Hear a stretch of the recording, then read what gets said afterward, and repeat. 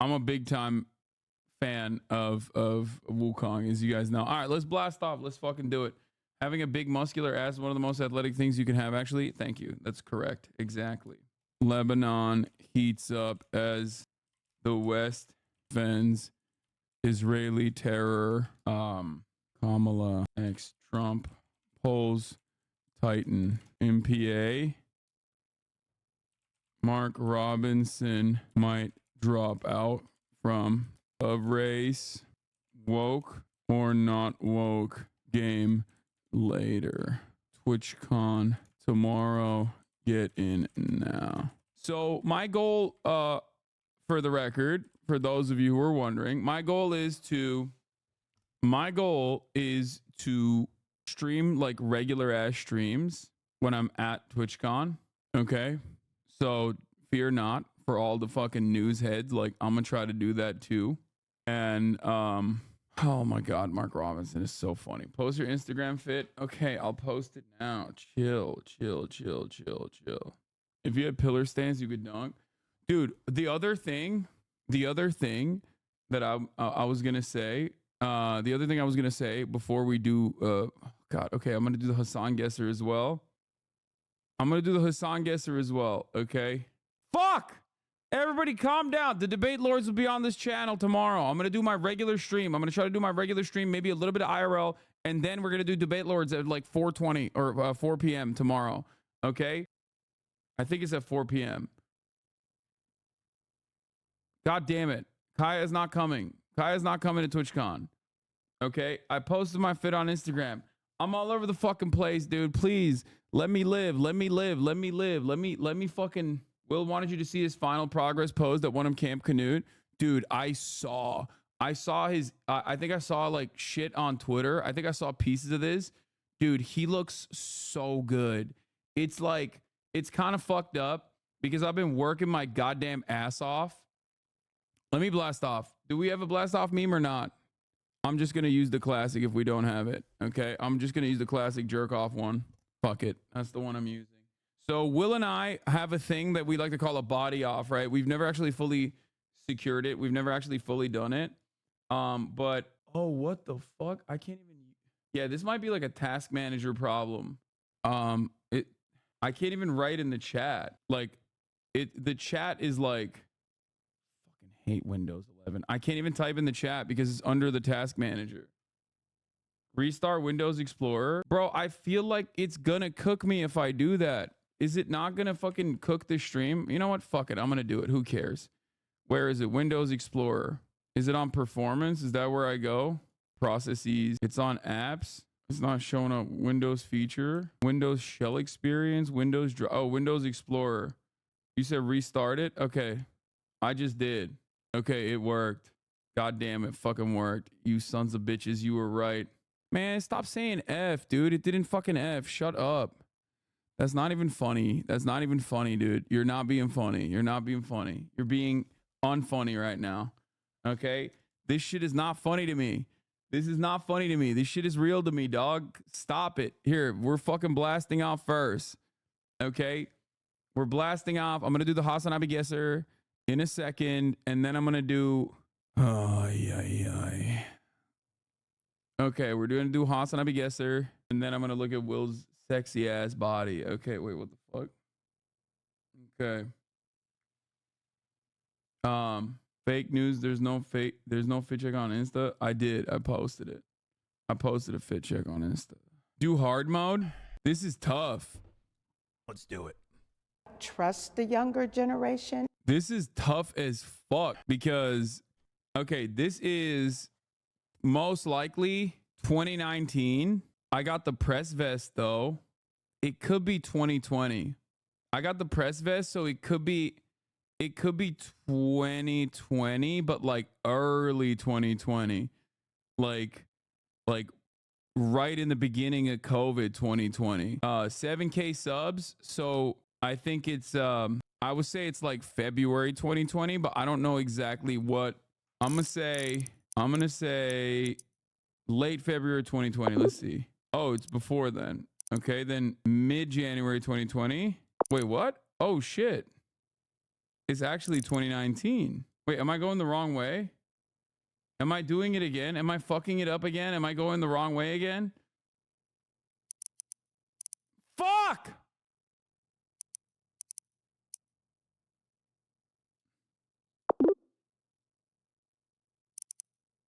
Okay, I fucked up. What? Left is further in the past? Wait, I was going the right way then. Why were you guys saying I was going the wrong way? Oh, wait, I wasn't.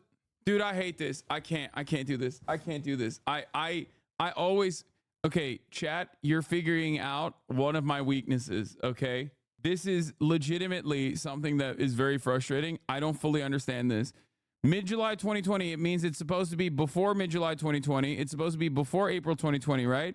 But it's after mid-January 2020, but it's before late February 2020. That's what it is, right? So I was actually right in the middle.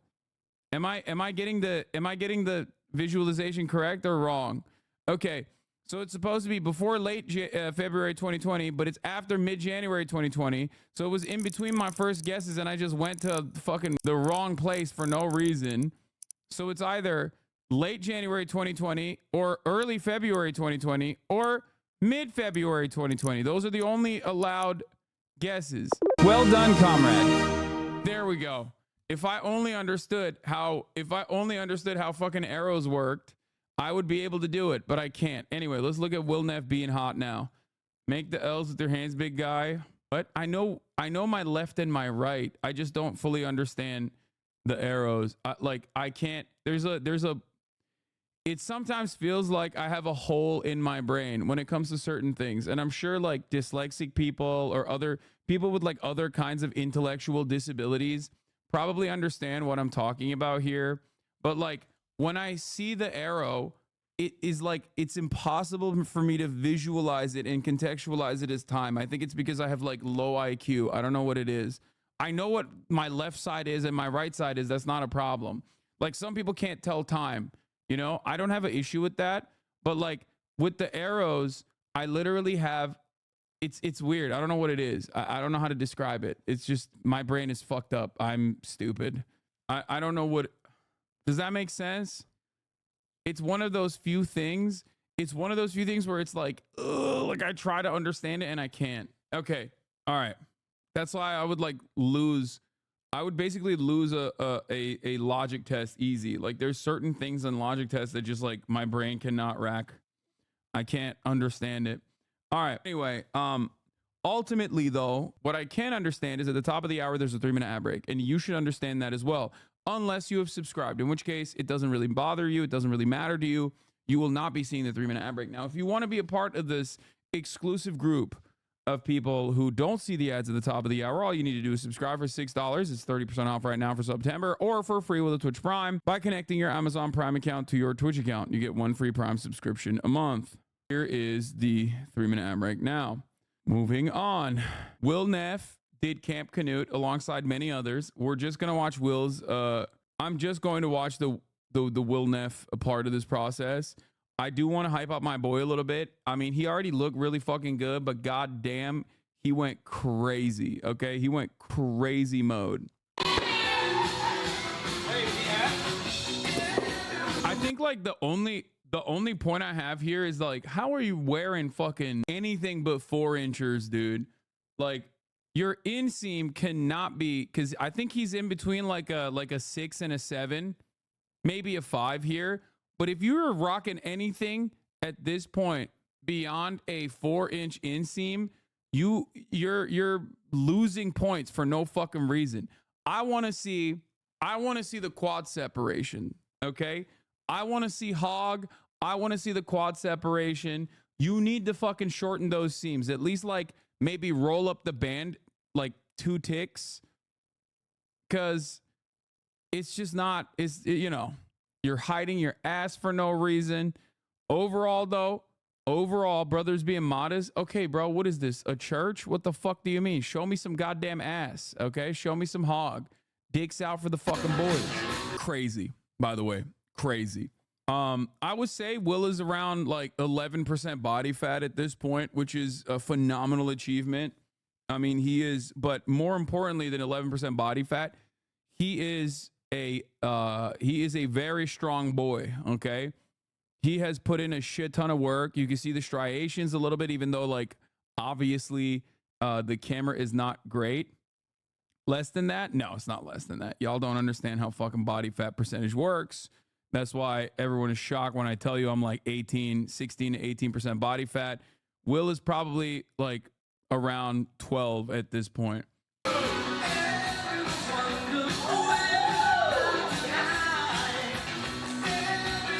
more importantly than his body fat percentage, he has a shit ton of muscle mass, okay? He has a shit ton of muscle, dude. He is brolic, okay? He's brolic as fuck. He's out of control, dude. He is out of control. No, he's like 15, you're like 20.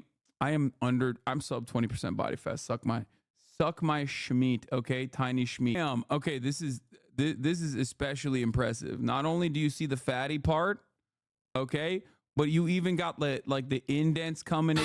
So hard, dude. I suspect Will won this, right?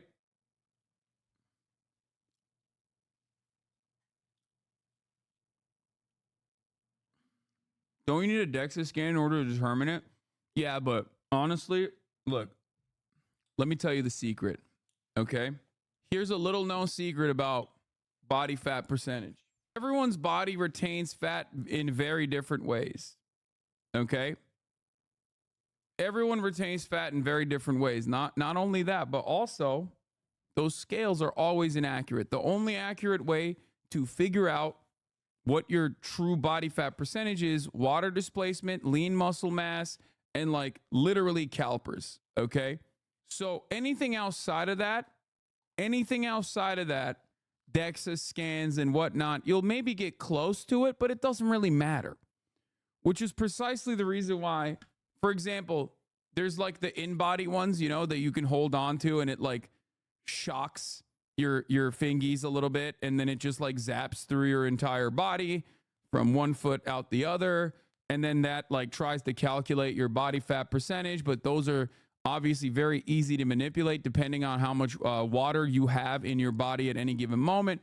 And I would say that ultimately it doesn't really matter. DEXA scans are pretty good.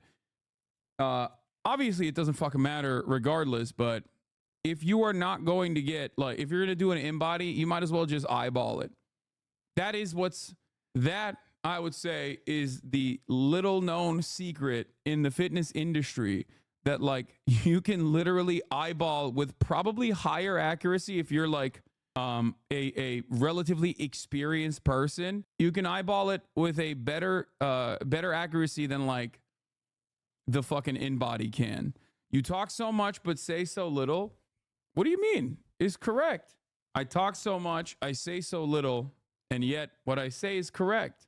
Coach Greg, eyes more accurate. You're right, I could guess people's weight, body fat real close when I was wrestling. I can't. Weight is different, but body fat percentage, you can literally eyeball it with like, you can eyeball it in a better way than an in-body can, for sure. Miskiv looks good. Miskiv looks good. He has no excuse not to be more brolic, though. He has the buff, the 5'4" buff. You know what I mean? Like, you're 5'4", dude. You touch a weight, you're gonna be fucking brolic. You have no excuse. You know what I mean? He's not 5'4". I forget how tall he is, but like short kings in the gym thrive, right? It's like, it's basically fucking cheating. Straight up. It's like the one legitimate genuine advantage that short people have is at the gym, when it's like building muscle mass and like looking fucking massive. Okay, he's got great shoulders. He's such a Jersey lifter, dude. This is hilarious. He is such a fucking New Jersey lifter. Come on, dog. It's all glory, dude. It's just all, he is straight up. This is the product of the most New Jersey ass fucking, like, I looked at his chest definition. I didn't want to say anything bad about it, but like in comparison to his hypertrophy on his shoulders and biceps, like his chest is not as, he has a nice chest, but it's nowhere near as well defined and as large as his fucking shoulders are. Motherfucker's just hitting shoulder day and bicep day. He max squatted 225. Okay. Anyone that says Miskiff is on steroids, at least now, is wrong. Then, if you can't fucking do, like, there's just 0% chance he did steroids if he's maxing out at 225. There's just no way.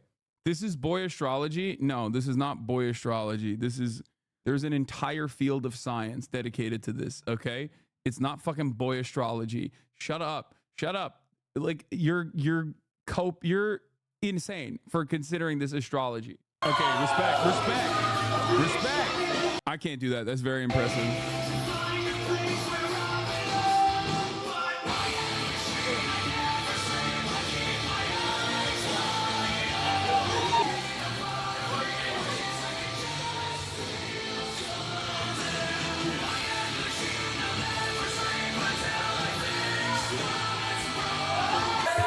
Wait, what is it? E-Rob.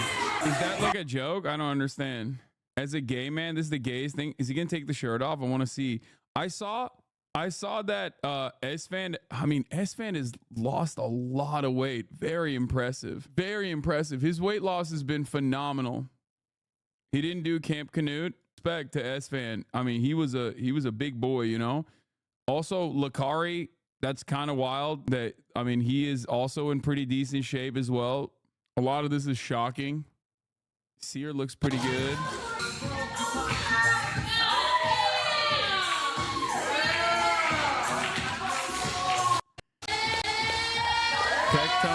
Tectone also got in like pretty decent shape in comparison to where he was, right? Like, but I don't know if like the changes have been as severe as like last Camp Canute, because I think a lot of people, what the fuck? Okay, E-Rob. Okay, that's shocking. E-Rob is like, damn, E-Rob is in great shape. That's crazy.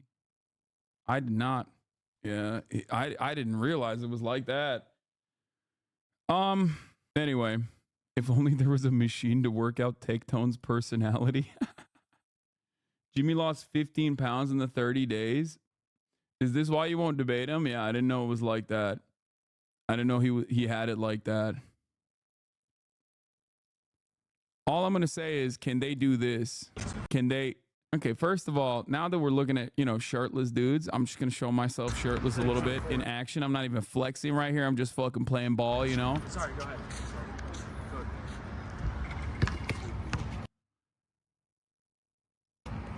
Yamming. Fucking yamming, dude. I'm just saying, look at that. Look at the hand. Look at the hand. It's above the rim. If this goes above the rim, you can dunk. That's how it works. Gets insecure after watching E-Rob. You had to show us this. Yeah. Could E-Rob also fail to dunk? Probably. I'm close. That's it. I'm close. Let me have this, man. Let me have this. Y'all are fucking haters, dog. Let me have this shit. Okay? I'm close to dunking, and that's a big deal for me. Okay? Shut the fuck up. It's not about comparing yourself to like professional athletes or some shit. It's about comparing yourself to where you were. Also, it's about the political topology quiz. All right, before we get to the news, let's get started. Okay, let's get started with the serious portion of the broadcast now that we fucked around for like an hour. Yeah, I'll do the Neom influencer stuff, which is going to be great. But I got the progressive left. Your best fit is progressive left, along with 6% of the public. Progressive left, the only majority white, non-Hispanic, Democratic-oriented political topology group, have very liberal views on virtually every issue and support far-reaching changes to address racial injustice and expand the social safety net. They're among the smallest topology groups, but also one of the most politically engaged. They feel less warmly towards the Democratic Party than establishment liberals or Democratic mainstays, but those who voted in 2020 general election were nearly unanimous in their support for Joe Biden. They are the only group in which a majority say they like political leaders who identify as democratic socialists. Progressive left are 6% of public, 7% of registered voters, 8% of 2020 voters. They are highly politically engaged, deeply concerned about racial justice, support strong action to address climate change. You can read more about the Progressive Left Center's topology report. You can also view interactive charts to see how the 9 topology groups compare on a number of different issues. Obviously, we have the faith and flag conservatives, like the hogs of the hogs, you know, the yee ass hogs. You have the committed conservatives. You have the populist right. I don't know what the populist right would technically be. I feel like the populist right would be just like Nazis as well. Ambivalent right is just Kamala voters. Yeah, faith and flag is just blood and soil, I guess. I don't even understand how you could answer any of those questions in a way where you could get like faith and flag as an outcome. Like you have to be it's one of those things where like a lot of these polls, when you look at them, a lot of these questionnaires, when you look at them, I always wonder like, how can you even reach like the most far right? Surprised you didn't get outsider left. Yeah, I don't know what their outsider left topology. I mean, I don't know what the outsider left is. It's the youngest topology group. They hold liberal views on most issues, particularly on issues of racial equality and immigration, and overwhelmingly vote Democratic. They're more skeptical of government performance than other Democratic-oriented groups, though far less so than those in the GOP-oriented groups. I don't know why I got slotted into progressive left instead of like outsider left. They describe their own political views as liberal. I guess like it's because it says like democratic socialism is like technically progressive left. It's because you're old. Yeah, distinguishing feature is young, dissatisfied with parties, liberal on most issues. Depends on how you like the Democrats. Guys, I put 10. I put 0 for the Republican and I put 10 on the Democrats from a scale of 1 to 100, 0 to 100. I was outsider left because I gave Dems and Republicans 10. You gave Dems and Republicans the same percentage of faith. Outsider left and progressive left hinged on the trade question. How you compare? Share of outsider left saying the same as you. Share of general population saying the same as you. Religion should be kept separate from government policies. You would rather have a bigger government and greatly expand on current government services. Progressive left, 63%. Religion should be kept separate, 94%. Race and immigration, America's openness to people from all over the world. White people benefit at least a fair amount of advantages in society black people do not have. You rated Democrats 10. Progressive left on average rated Democrats 69. The general public average rated Democrats 46. You rated Republicans 0. Progressive left on average. Wait, how the fuck am I progressive left then? I said the Democrats are a 10 and the progressive left say it's a 69. I usually feel like none of the candidates represent my views well. Anyway, they took your IP for this? Yeah, I don't care. Maybe it's because of the trade question. The U.S. has lost more than it's gained from increased trade. In terms of like, I think the trade question is like weird because like there's obviously benefits to global trade, okay? But also there are negative consequences in terms of like businesses fucking switching out manufacturing hubs from domestic manufacturing to like, you know, the global south. So I don't really get it. Why does bro look like he's going to go to dinner with Brandon? I'm going to dinner with your mom. Progressive versus outsider dependent on whether you said at least one candidate represents you. I don't think I said any candidate represents me. Anyway, whatever. So that was the political topology quiz. Silly shit overall from Pew Center Research. Obviously none of these questionnaires like are all encompassing. None of these questionnaires have any like they never will have the full scope, the full breadth of the depth of like leftist politics. It's always like slotted weirdly into like some other liberal adjacent topology. Anyway, Mark Robinson, we're going to talk about. We'll do it. Have you ever done a left values test? Yeah. Mark Robinson is running for governor. Did not ask if you're a pro-NATO leftist. I know. Did not ask if I was going to write in Brandon, which is crazy. We'll get to Mark Robinson in a moment. I love Mark Robinson. I've talked briefly about Mark Robinson in my... I've talked about Mark Robinson, ironically enough, on my on the paywalled portion of the Fear End podcast.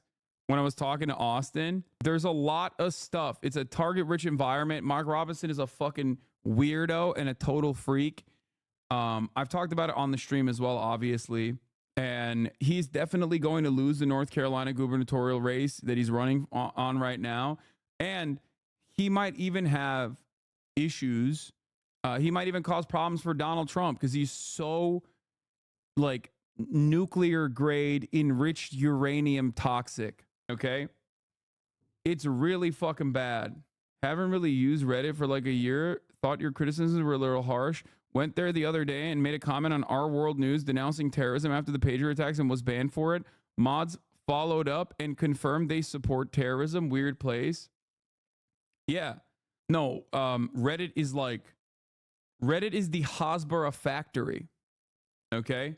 Reddit is the motherfucking Hasbara factory. Okay? You are going to get, especially on like a lot of those big liberal adjacent like subreddits that cover the news and politics, like they are so perma-fried. Like most of these subreddits, like unless they are directly about like, I don't know, Palestinian emancipation, or unless they are, I guess, about, you know, socialism or whatever, like you're mostly going to see Hasbara bots everywhere. It's really freakish. Speaking of you know, Hasbara and whatever, I listened to the New York Times Daily last night because I'm an incredibly boring person. Okay. And I do want to mention that. I do want to mention how boring of a person I am. But I was listening to the New York Times Daily on Israel Palestine, and it was genuinely shocking. Okay. First of all, they got the most Israeli man of all time, the most Israeli journalist you could find. And I think that was deliberate. They literally were like, you cannot call this man anti-Semitic. Okay. And he did say a bunch of stuff correctly about the ways in which the settlers have greatly escalated tensions. Okay. And I'm not even kidding when I tell you, like, I'm pretty sure they had to show him now. I don't know what he looks like. I'm just saying he sounded like the most Israeli man of all time.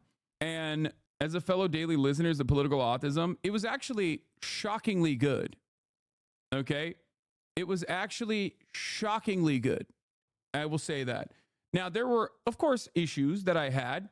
Very little focus on the negotiations process, hyping up, you know, Yitzhak Rabin as like the actual savior, and maybe not bouldering the Israeli government as hard. It was like the most like liberal Zionist critique you can get on Israel, basically, and the most humanitarian argument coming directly out of Israel that you will ever hear. And it was, I mean, it was still good. I think it's good because like the New York Times audience does not ever get that perspective. They do not ever hear that perspective. So I think that it's probably good to have them hear that perspective. The episode is called Israel's Existential Threat from Within. Okay. And they had Ronan Bergman covering the conflict. Ronan Bergman is a staff writer for the New York Times Magazine. And I'll tell you this much. I'll tell you this much. Like, the dude straight up, he mentioned things that even I didn't know, which was shocking because, I mean, I feel like I, you know, pay a lot of attention and have done a lot of reading on this subject matter. There were some things that he talked about with respect to like the internal investigations conducted by the Israeli Defense Force when the first like pogrom started happening in the West Bank directly. And I did not even know that like the IDF conducted internal investigations and then did nothing with the internal investigations. And then the main guy that conducted the internal investigation actually quit. Like, I didn't know that. This daily is based on the expose that I tried to link you about the extremism within the article that the New York Times did. Yeah. Bro, Ronan Bergman was the guy you called a Zionist yesterday. Wait, no, is that him? No, he sounded very different on the daily. Oh my God, it is him. It is him. It's the guy that was talking about the pager bombs yesterday. Oh my God, I had no idea. Okay, well, he sounded very different on the New York Times Daily. He sounded way more Israeli on the daily than he did when we were listening to him yesterday. Anyway, regardless, Haas doesn't always get it right, it seems. No, I mean, I didn't. Joe Rogan level? Wait, He is Israeli. Nothing I said is wrong. What the fuck are you guys talking about? What are you guys? I never said they. My position on the commentary has not changed at all. What the fuck are you talking about? I was talking about his accent, dude. Calm down. You be wrong sometimes, it's okay. I'm not wrong. It's just the same fucking guy. Who gives a shit? What are you talking about? I know he's an Israeli journalist. I didn't know it was the same Israeli journalist. Anyway, regardless, like his assessment on the Daily, the way he presented the story on the Daily in terms of the ultra-nationalist radicalization. Can you admit when you're wrong, asking generally, Lamont? Of course, I do. I always do. There's a difference, however, when I'm not wrong and Chad is just fucking waiting for me to be wrong so they can just like pounce and bait me because they're being fucking annoying. Hasan, they're baiting you about being wrong. It's a hater identified by now. Never mind it. I know. Anyway, man, so you're saying all Israelis look alike? L take. Okay, we're done. So anyway, as I was saying, isn't the argument that you called him a Zionist yesterday apparently? Yeah, I'm still calling him a Zionist. I said he is a liberal Zionist. I think the issue here is that people don't understand the words that are coming out of my mouth. I'm saying that the Daily, in terms of like the New York Times coverage on Israel, actually did a pretty solid job. I'm not expecting them to do like plus 972 magazine style coverage. Okay. I'm not expecting them to even do Haaretz style coverage.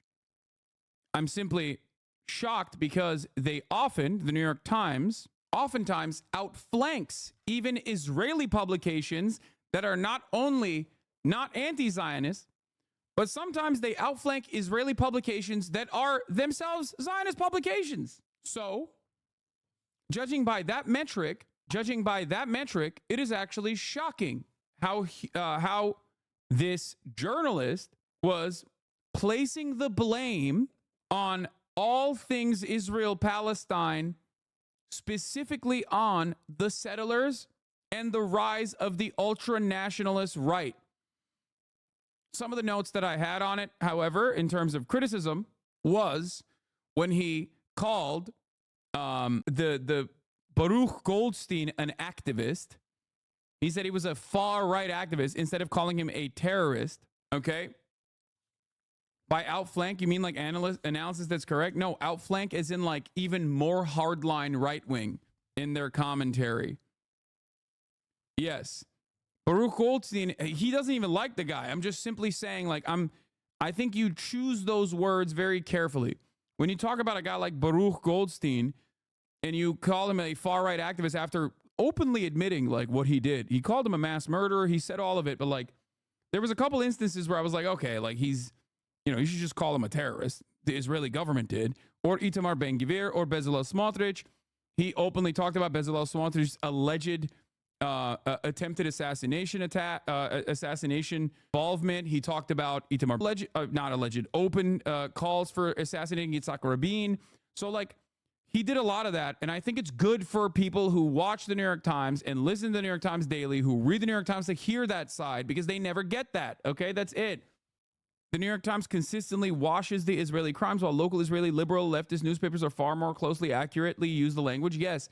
Or even fucking J-Post, which is not liberal nor leftist at all. Like, even J-Post or Ynet will sometimes cover what is going on truthfully in a way that the fucking New York Times never does. Times of Israel, another newspaper that is not exactly a fucking leftist or liberal newspaper, but they will openly talk about what the fuck's happening because that's their job. Their job is to cover the news, right?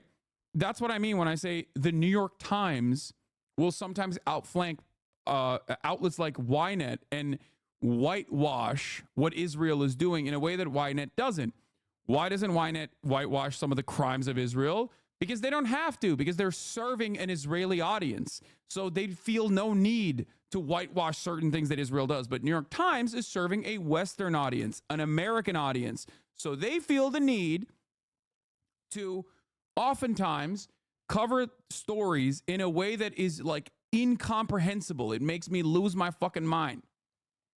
And that's how you arrive at a lot of people living in the United States of America who end up having more hardline positions than even people in Israel, which is shocking because they are not as closely associated with the problems, okay? Because they have a level of comfort all the way out here. And that's also important to recognize. That's precisely the reason why I in early October, I talked about the protests and the posters, right? The missing posters that were plastered everywhere. In Israel, it served a very different purpose than it did in the United States of America. In the US, those posters were to remind people that we have to keep bombing Gaza. Like, we have to kill these fucking scumbags. In Israel, it was the exact opposite. Those posters would be like, do not bomb Gaza. These are the people that are in Gaza. Please do a ceasefire now. It served the exact opposite purpose in the Western world, though, because a lot of the people in the Western world are not like directly involved in the issue. They just want more people to be fucking. Chad, is Hasan aware of Mark Robinson? I am going to literally, I'm gonna get on a fucking spaceship. I'm taking a spaceship out of here, directly launching myself into the fucking sun. Shut the fuck up, dude. Yes, I'm aware of Mark Robinson, dude.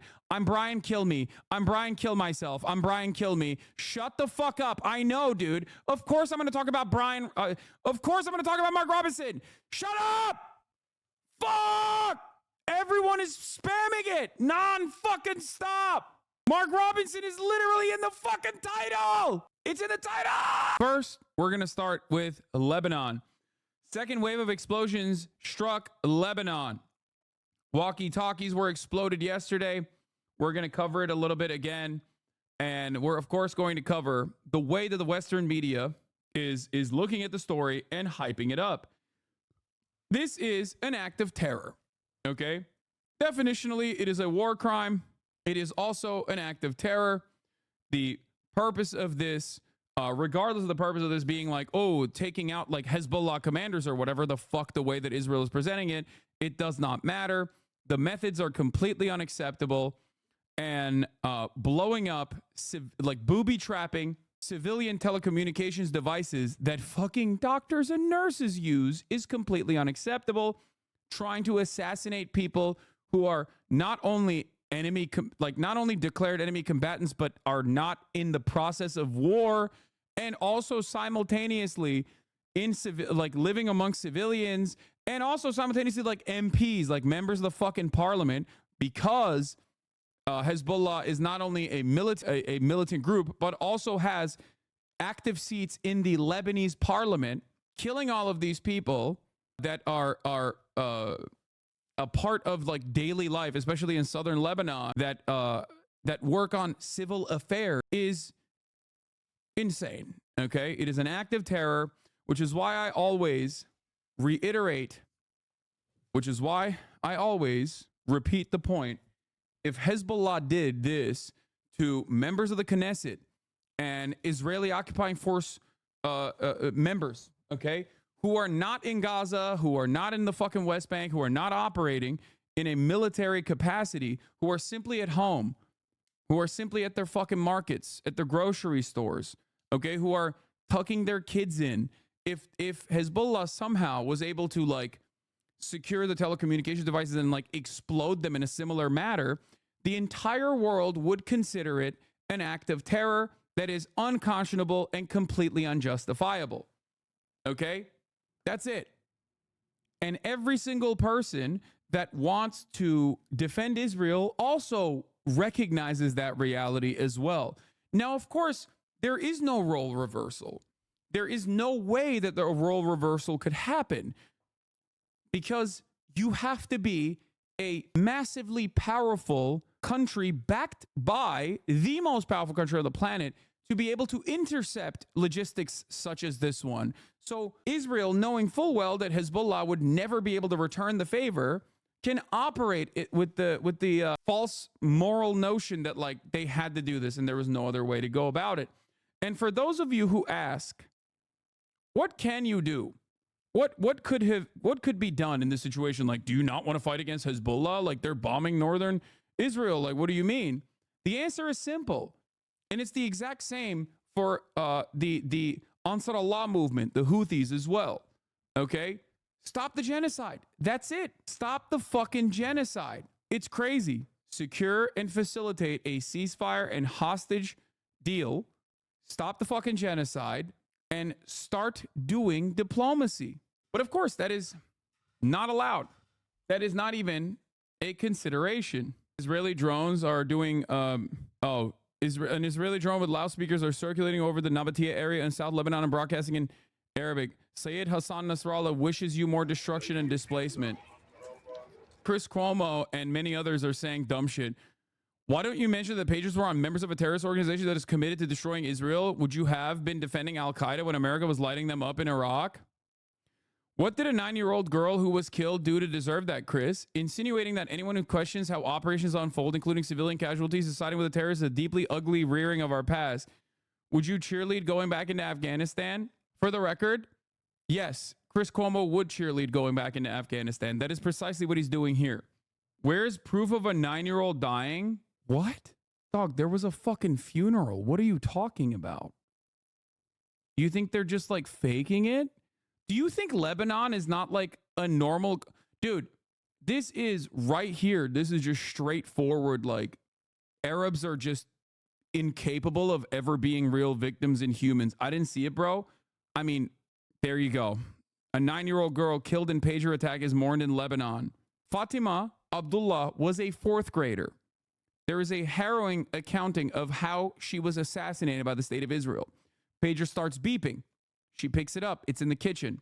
As she's in the process of delivering it to her dad, her fucking head explodes. Okay? The pager explodes her head. Blood splatters across the walls. That is how it was recounted in Al Jazeera. If you wanted to know. Her parents said she was studying to learn English. There was also an 11-year-old boy that also died on the first day. That's been the conversation within Zionist circles. Pallywood, thanks, I just got here. Yeah. Fatima was in the kitchen on Tuesday when a pager on the table began to beep. Her aunt said she picked up the device to bring it to her father and was holding it when it exploded, mangling her face and leaving the room covered in blood, she said. Fatima was trying to take courses in English. Miss Moussaoui said she loved English. Just like a James Bond movie, dude. You know? Yeah. This is why I said, yeah, you see this kind of stuff in James Bond movies, except it's the villains that do this kind of shit. It's not the fucking heroes that do this kind of shit. Obviously, it's a movie, who gives a fuck? But you have to understand, like, in the black-white moral dynamic that you express in American media, in movies, no fucking hero is doing this shit. It's always villains that do this shit. This is objectively an act of terror, and it is also a war crime. That's it. You don't want to recognize it. It's fine. Zionist former friend of mine repeated the same thing, said it was fake and all, but calling the New York Times a Hezbollah outlet utterly unhinged. Here's a GOP congresswoman joking about the pagers, by the way. With the pagers and how the walkie-talkies. They killed an 8-year-old and an 11-year-old. She asked if we have our pagers on you. Why do you want them to explode? Is that why what you're insinuating? Yeah, they killed an 8-year-old and 11-year-old yesterday. I don't think murder and death is a laughing matter, ma'am. Animals, dude. That's it. Animals. You find it amusing, though, huh? People in Lebanon have been interviewed on this process, and they literally are terrified of using their regular household items. That's terror. That is the purpose of terrorism. Okay? People in Lebanon, regular old people, regular everyday fucking people, are terrified of using their household appliances out of fear that Israel might have fucking put a bomb in them. Okay? Because Israel, time and time again, has shown that they do not fucking care about just regular human beings living inside of the Lebanese borders, okay?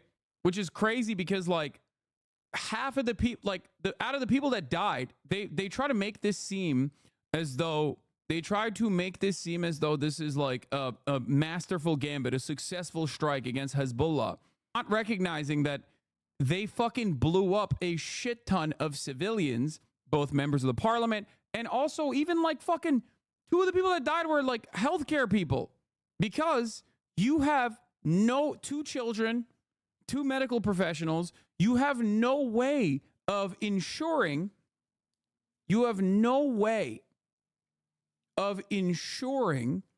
that a regular civilian telecommunications device is going to only stay in the hands of you know, the militant operatives. And besides that, besides the fact that like, besides the ridiculous reality that like you were never going to be able to successfully plant these exclusively in the hands of like Hezbollah generals or militants or whatever the fuck. The question is, even if you were to do that, it's still completely ridiculous. Okay? Even if they were like, even if you had a way of giving this exclusively to Hezbollah generals, okay? Hezbollah generals, when they are around their, you know, families, living inside of their own state, okay? Doing something like this still constitutes a war crime. These are not soldiers in combat. There are rules for war. You also have to understand something. Beirut blast, Lebanon rocked by wave of handheld radio blasts as solar energy systems explode. Israel's defense minister declared a new phase of the war. I've heard, I didn't see any like confirmed reports of the solar panels blowing up. What is crazy, unless you're Israel or Russia, no, that's not correct at all. Russia does not, under international rules and laws, get away with it. The only way that they get away with it is because they do not abide by those standards and they are outside of the periphery. Okay, they're outside of the realm of influence of the West. Israel gets to do this. Israel gets to do Russia shit and still be firmly planted in the heart of the international rule-based order. Vigland is correct. If any military or militant group in a Muslim majority country detonated bombs in a synchronized manner across civilian areas, killing dozens and injuring thousands, the New York Times would accurately call it as a terrorist attack. For Israel, it's a display of technical might. That's a lib take, fam. What is a lib take? It's not a lib take at all. What are we talking about, dude? If you hate the USA so much, why not move to Lebanon? I love people that think that this is like a solid ass threat to make. Okay. Yeah, dude. Totally. I got it. Like in the eve of this like massive fucking act of terror. Yeah. Why don't you move to Lebanon if you hate the USA so much? Here's the beautiful part about this. Okay. I'm an American citizen and I live here and you have to fucking deal with that. Okay. You goddamn loser. You have to deal with that every fucking day. Never heard that one before. Why don't you leave? If you don't like it, leave. The funny thing is, if you don't like it, why don't you leave? Okay.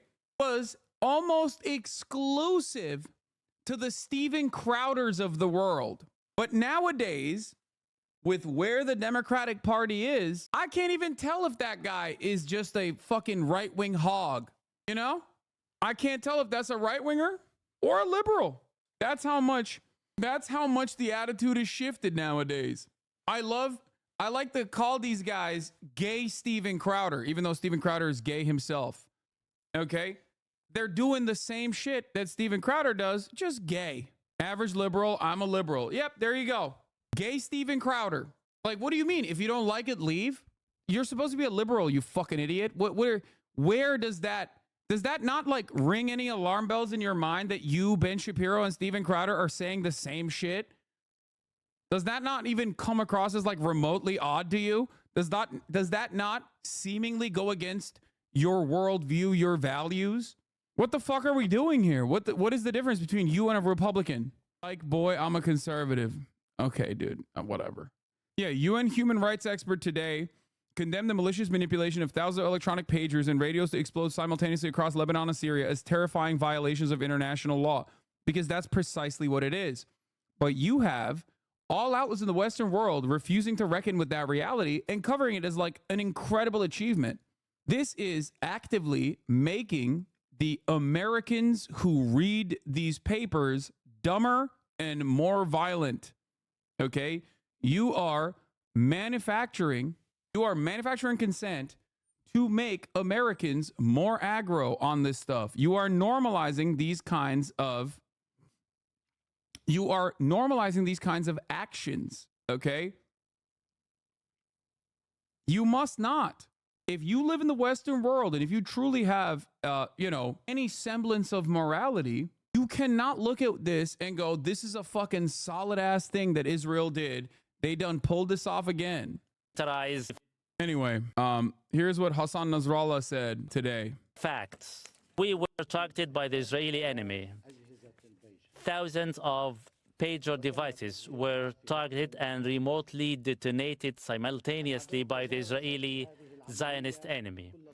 By this attack, the Israeli enemy have crossed all restrictions, red lines, turning a blind eye to everything, ethical, human, legal, you name it.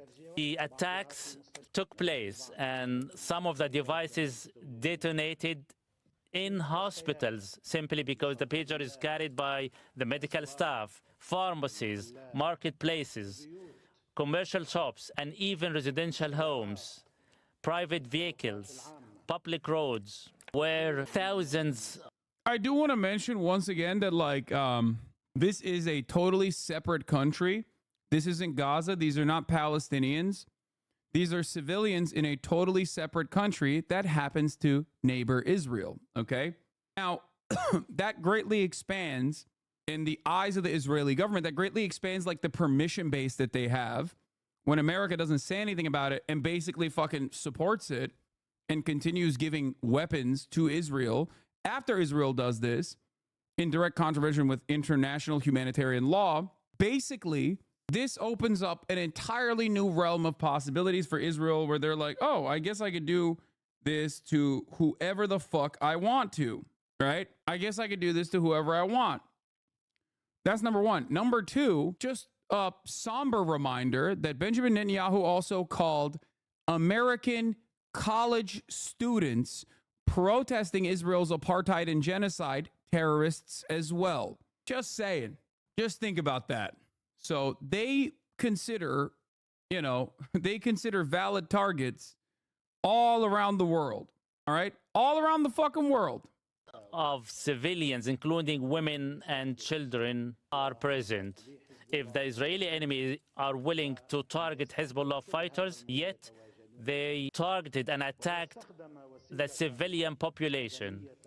And above all, the Israeli enemy in their attack used a commonly used device used by the medical staff, public transportation, and even by average citizens. And on Wednesday, the attack was repeated where radio... Are you just forgetting that Hezbollah launched missiles on Israel throughout this year? That's really funny that you're saying that because even on that front,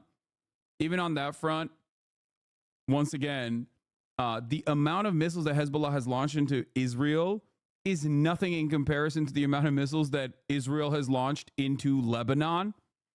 So, like, even on that fucking front, there's just not like, there's never like any sort of protection. There's never any sort of like moral high ground for Israel.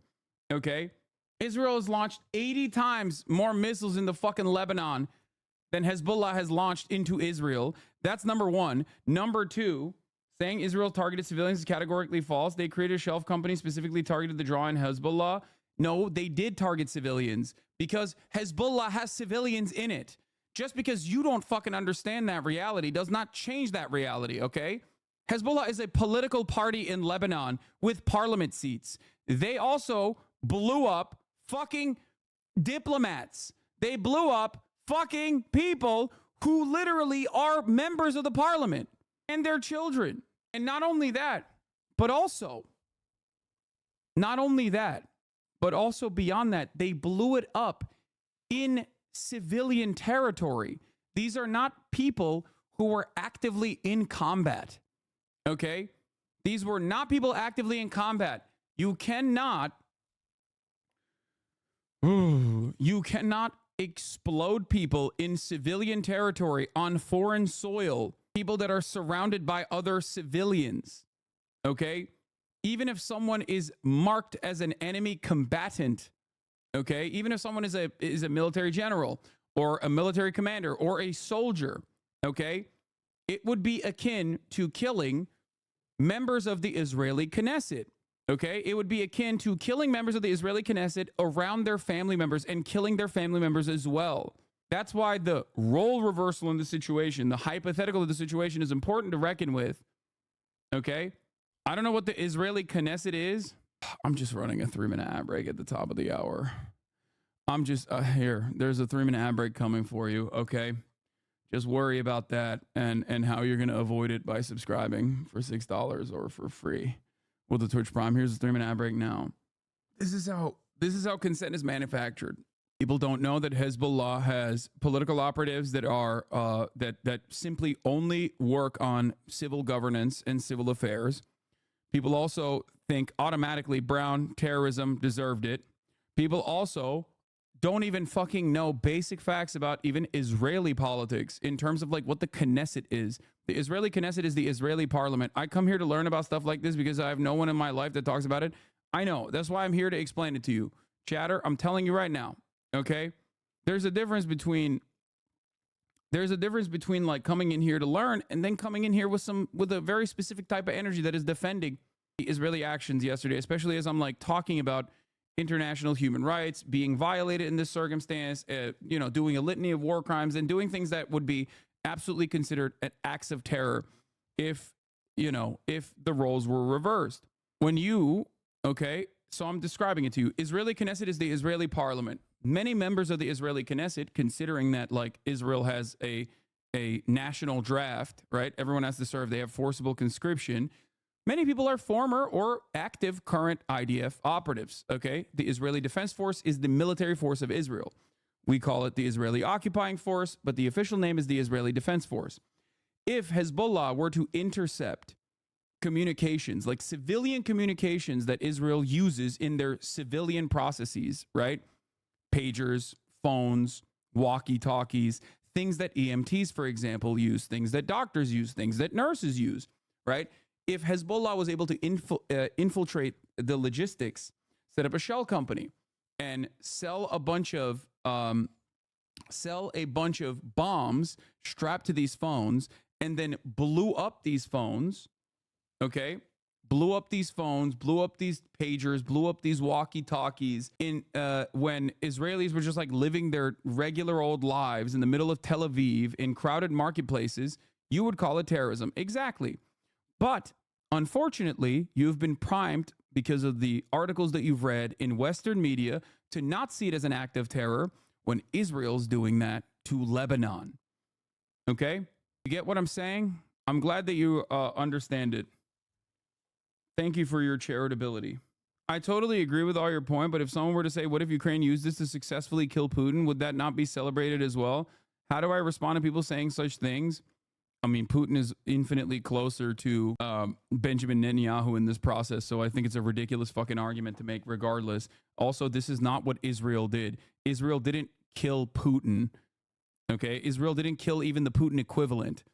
Israel blew up a shit ton of bombs in random civilian areas, trying to maim or kill purposefully members of parliament and even healthcare professionals, indiscriminately blowing up bombs that maimed thousands of people in a country technically that they're not even in war with. Okay? Devices were also detonated remotely, turning a blind eye to whoever is carrying such a device. As a result of this act of war, act of aggression, dozens were killed, including civilians. Thousands were injured, suffered various injuries. Numbers will be established with time. Some of the victims were documented, registered once or twice. Some were not at all. At the end of the day, the number of victims was very high. Speaking of the enemy's intentions, they started their attack targeting a number of pager devices, fully aware that... Is this not an act of war? It absolutely is an act of war. The situation is, at this point, it seems, judging by past actions, that neither Hezbollah, which has obviously an interest in maintaining civil affairs in southern Lebanon specifically, okay, and also Iran, it does seem like, judging by what they've done thus far, demonstrating tremendous restraint, that they do not want the smoke, okay? I'm not going to sit here and outflank like people that are living there with a lot to lose and portray myself like as a fucking Redditor who is begging for more Ukrainians to die and begging for people to be thrown into the goddamn meat grinder. It's their assessment. It's their analysis. I'm simply looking at I'm looking at it from over here, and it seems like they are legitimately worried about U.S. involvement and therefore have portrayed themselves as infinitely more rational actors as Israel becomes more and more belligerent. Okay? Part of that is because they know that America has 4,000 fucking Marines in the region. They know that America will jump if Israel says jump. They know that America will send in military to not only defend Israel, but also to potentially invade Lebanon or even go into direct war with Iran. Isn't Hezbollah a terrorist organization? Terrorism as a designation is simply a political designation. It is utterly meaningless. America is a terrorist organization. The Republican Party is a terrorist organization. Israel is a terrorist organization. It doesn't mean anything. It's simply designed for you to think, oh, well, they deserve it. Okay? That's it. That's it. It's so you go, oh, well, Hezbollah exploded, so they're terrorists. They deserve it. That is precisely the reason why this designation exists. On the legal front, the reason why the designation exists is so that if you nab an enemy combatant, you can just like deny them human rights and torture them. That is the specific purpose, at least in the United States of America. It's a way to bypass, yes, habeas corpus. No human rights whatsoever. You can black bag them. You can do whatever the fuck you want. I feel like saying Hezbollah is a terrorist org is like saying the Viet Cong is a terrorist org. Well, they did say that. So yes, it is exactly like that. Yes, and also it's like saying the ANC is a terrorist organization. Nelson Mandela was on the terror watch list until 2008. Anyway, yeah, the IRA is a terrorist organization. Black Panthers were a terrorist organization. It is whoever is in the crosshairs of American empire. That's it. Those devices go beyond 4,000 in number. The Israeli enemy believed that these pager devices are used by Hezbollah fighters. When these pager devices were detonated, the Israeli enemy had willfully, purposefully, with formed design, willed to kill 4,000 people simultaneously at the same time, regardless of the number of who could have been also killed within the vicinity of the targeted devices. This was the willful, purposeful intention of the enemy, criminal intention. The same is repeated on the second day, willfully aimed to kill thousands to the Israeli. This massacre can be added to the decades of massacres in our region by the cancerous entity. It is an act of war. It is a declaration of war. The enemy tried to kill 5,000 of our people. Much of it was foiled. We have launched several committees to investigate how the attack occurred. How we are to some degree realistic. This was a big blow to our security and humanity. This was an unprecedented hard blow.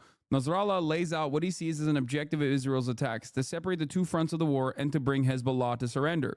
He says empathetically, Hezbollah will not cease its strikes against Israel until the slaughter in Gaza stops. The resistance in Lebanon will not stop supporting the resistance in Gaza and the West Bank.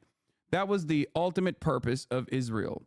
The reason why they did this, as Benjamin Netanyahu also fucking openly admitted, just like that other guy who's definitely not fucking connected to the intelligence agencies said immediately after, before there were additional details, that like they're trying to decouple.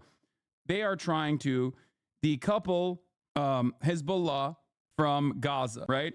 Israeli enemy are fools. It is true that they have technological edge, but that technological edge leads to the highest levels of foolishness. They fail to realize we are filled with unshaken faith.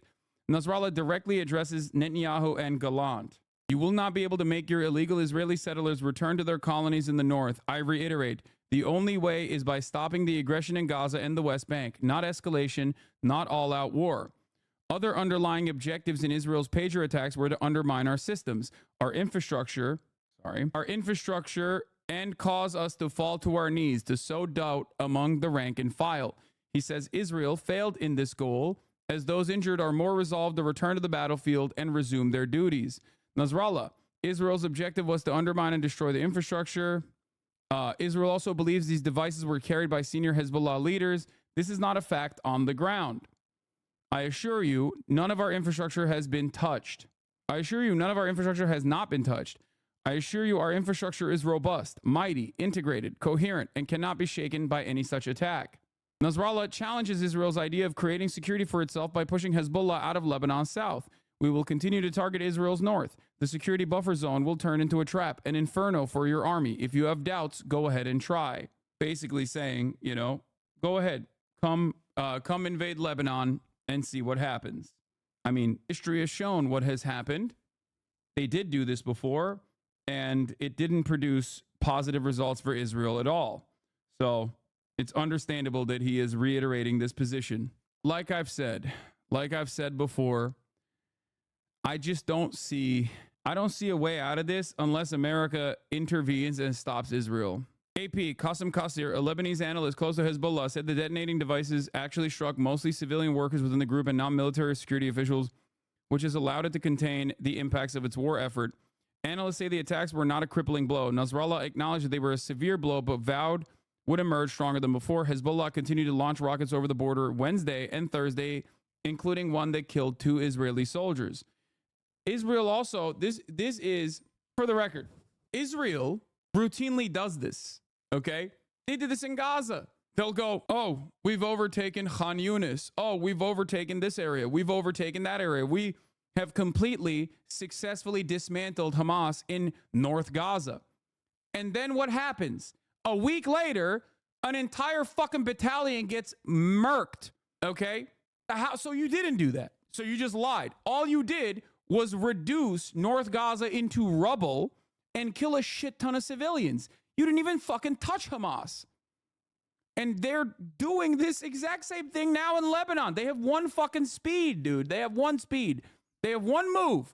They just kill a shit ton of civilians or try to kill military commanders, but like literally fail to do so, and then end up blowing up a whole bunch of people. And then they go, we did it. We did it. They do the fucking like third place champagne meme. You know, they're like, yeah, we did it. We fucking got him. We got him. And then the media's like, they got him. They did such a good job. And then the next day, bombs are still fucking flying. So you didn't do it. You didn't do shit. You did not achieve a strategic military goal here at all. All you did was terrify the Lebanese people and probably galvanize and embolden Hezbollah. You made them obviously a more successful political operation now because you're giving them very good reason to fight back. That's it. If I'm living in fucking Beirut, if I'm a Lebanese guy, okay, and I see a bomb explode at the marketplace and it's an Israeli bomb and I see everybody fucking celebrating it, it doesn't matter what my background is. I'm going to be like, I am in support of whoever is going to stop that. Okay? I am in support of whoever the fuck stops this. All right? That's it. I don't want fucking bombs exploding in my goddamn neighborhood. The plan is to get all the civilians out the way by bombing them and then take care of Hamas. Yeah, except that's an insane plan because they're just only killing the civilians in that situation. Every now and then, maybe you kill a couple fucking militants, but you're mostly just killing civilians, overwhelmingly killing women and children and the elderly, which is precisely what they've done. Pure evil. Analysts said Hezbollah will be able to regroup militarily and find communication workarounds. Detonating devices hit workers in Hezbollah civilian institutions, including healthcare, media operations, and fighters, dealing blow to groups' operations beyond battlefield. There you go. You blew up the fucking eyeballs of the dude that's doing like Hezbollah edits on Twitter, okay?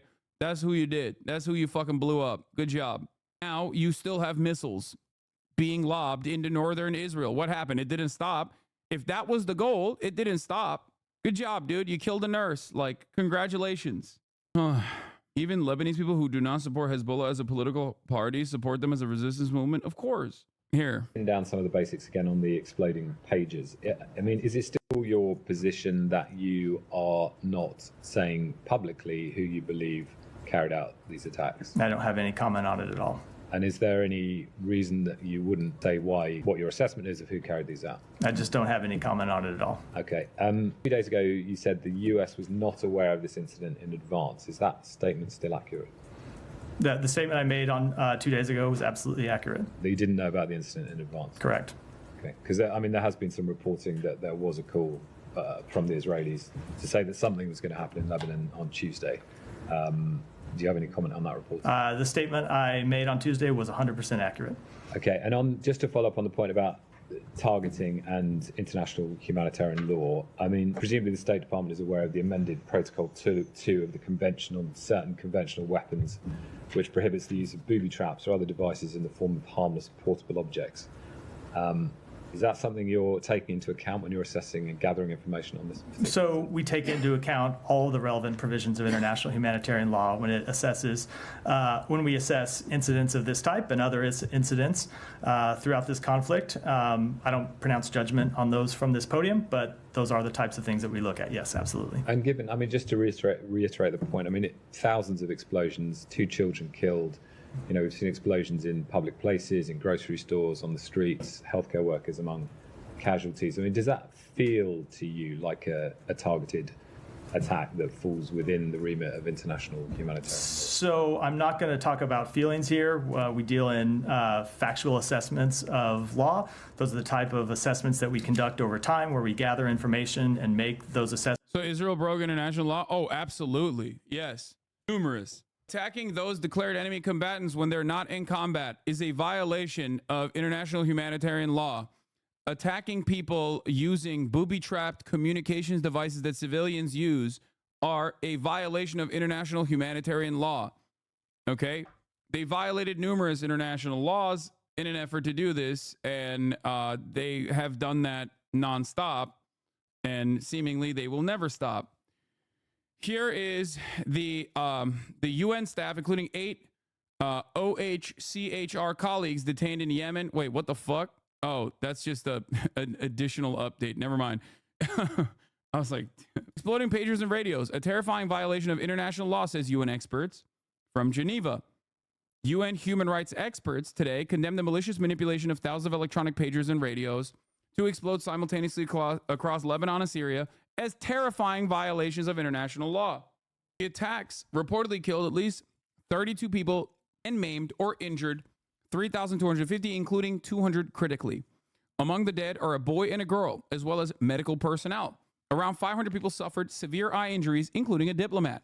Others suffered grave injuries to their faces, hands, and bodies. These attacks violate the human right to life, absent any indication that victims posed an imminent legal threat to anyone else at the time, the expert said. Such attacks require prompt, independent investigation to establish the truth and enable accountability for the crime of murder. We express our deepest solidarity to the victims of these attacks, they said.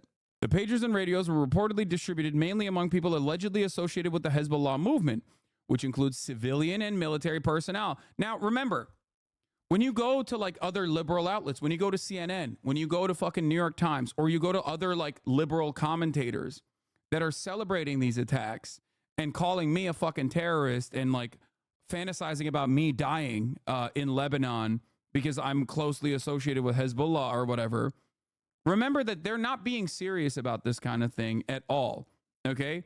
They're simply shooting the shit, and they're celebrating the evil acts that Israel has committed once again, okay? These are adults. These are adults who do care about like actual rules and the law and even sometimes the morality of the situation. So understand that there is a reason why the things that I said as soon as I found out about this are damn near identical to what the fuck the UN is saying now with their legal experts. Because if you have a moral compass and if you have a like bare minimum elementary understanding of international human rights, you can recognize what Israel did was unconscionable. Okay? That's it. Although, yes, laws don't replace morality. In this circumstance, this is both illegal and immoral. So, to the extent that international humanitarian law applies, at the time of the attacks, there was no way of knowing who possessed each device and who was nearby. Simultaneous attacks by thousands of devices would inevitably violate humanitarian law by failing to verify each target and distinguish between protected civilians and those who could be potentially attacked for taking a direct part in hostilities. Such attacks could constitute war crimes of murder, attacking civilians, and launching indiscriminate attacks, in addition to violating the right to life, the expert said. Humanitarian law additionally prohibits the use of booby traps disguised as apparently harmless portable objects were specifically designed and constructed with explosives, and this could include a modified civilian pager, the expert said. A booby trap device is a device designed to kill or injure that functions unexpectedly when a person performs an apparently safe act, such as answering a pager. It is also a war crime to commit violence intended to spread terror among civilians, including to intimidate or deter them from supporting an adversary, the experts warned. A climate of fear now pervades everyday life in Lebanon. So they accomplished that goal as well, which was to make Lebanese people fearful that their fucking household appliances might explode. It is also a war crime to commit violence intended to spread terror among civilians, including, I just read that. The experts urged the UN to carry out a prompt, effective, thorough, impartial, and transparent investigation into the attacks for which they offered assistance. States must bring justice to those who ordered and executed these attacks, including by exercising universal jurisdiction over war crimes. The experts urged all parties to refrain from further violations of humanitarian law and settle their disputes peacefully in accordance with international law. This is what the adults in these supposedly important institutions, these arbiters of justice that are phenomenally important to maintaining the rule-based international order, are actually saying. That's the real assessment. That is the assessment of adults. But if you look at the New York Times, the way they're writing about it, the gray lady, the paper of record, they're calling this a Trojan horse in celebration of the ingenuity of Israel. Yet again, they found a bold new way to do terrorism, and that's awesome. That's the way that they're covering it. And of course, the American public that is primed into justifying any amount of atrocity against those who are automatically declared enemy combatants. If you're black, you're brown, you're in the third world, or if you're not immediately within the periphery of the United States of America, if you're not immediately within a Western power, you automatically assume these guys had it coming, they deserved it. And it's articles like that from the New York Times that basically reinforce this dynamic. This dynamic goes against international human rights. They do not want to hear that. They do not want to understand that. It probably makes them feel bad, even for a brief moment, because these are also other institutions. These are also other institutions that are supposed to be important institutions that they care about. Liberals love talking about how much they care about human rights, liberty for all. But when they are at odds, when that perspective that they want to maintain is at odds with the reality, then they just kind of avoid looking into it. Speaking of the United Nations, there is another part of this that I want to cover.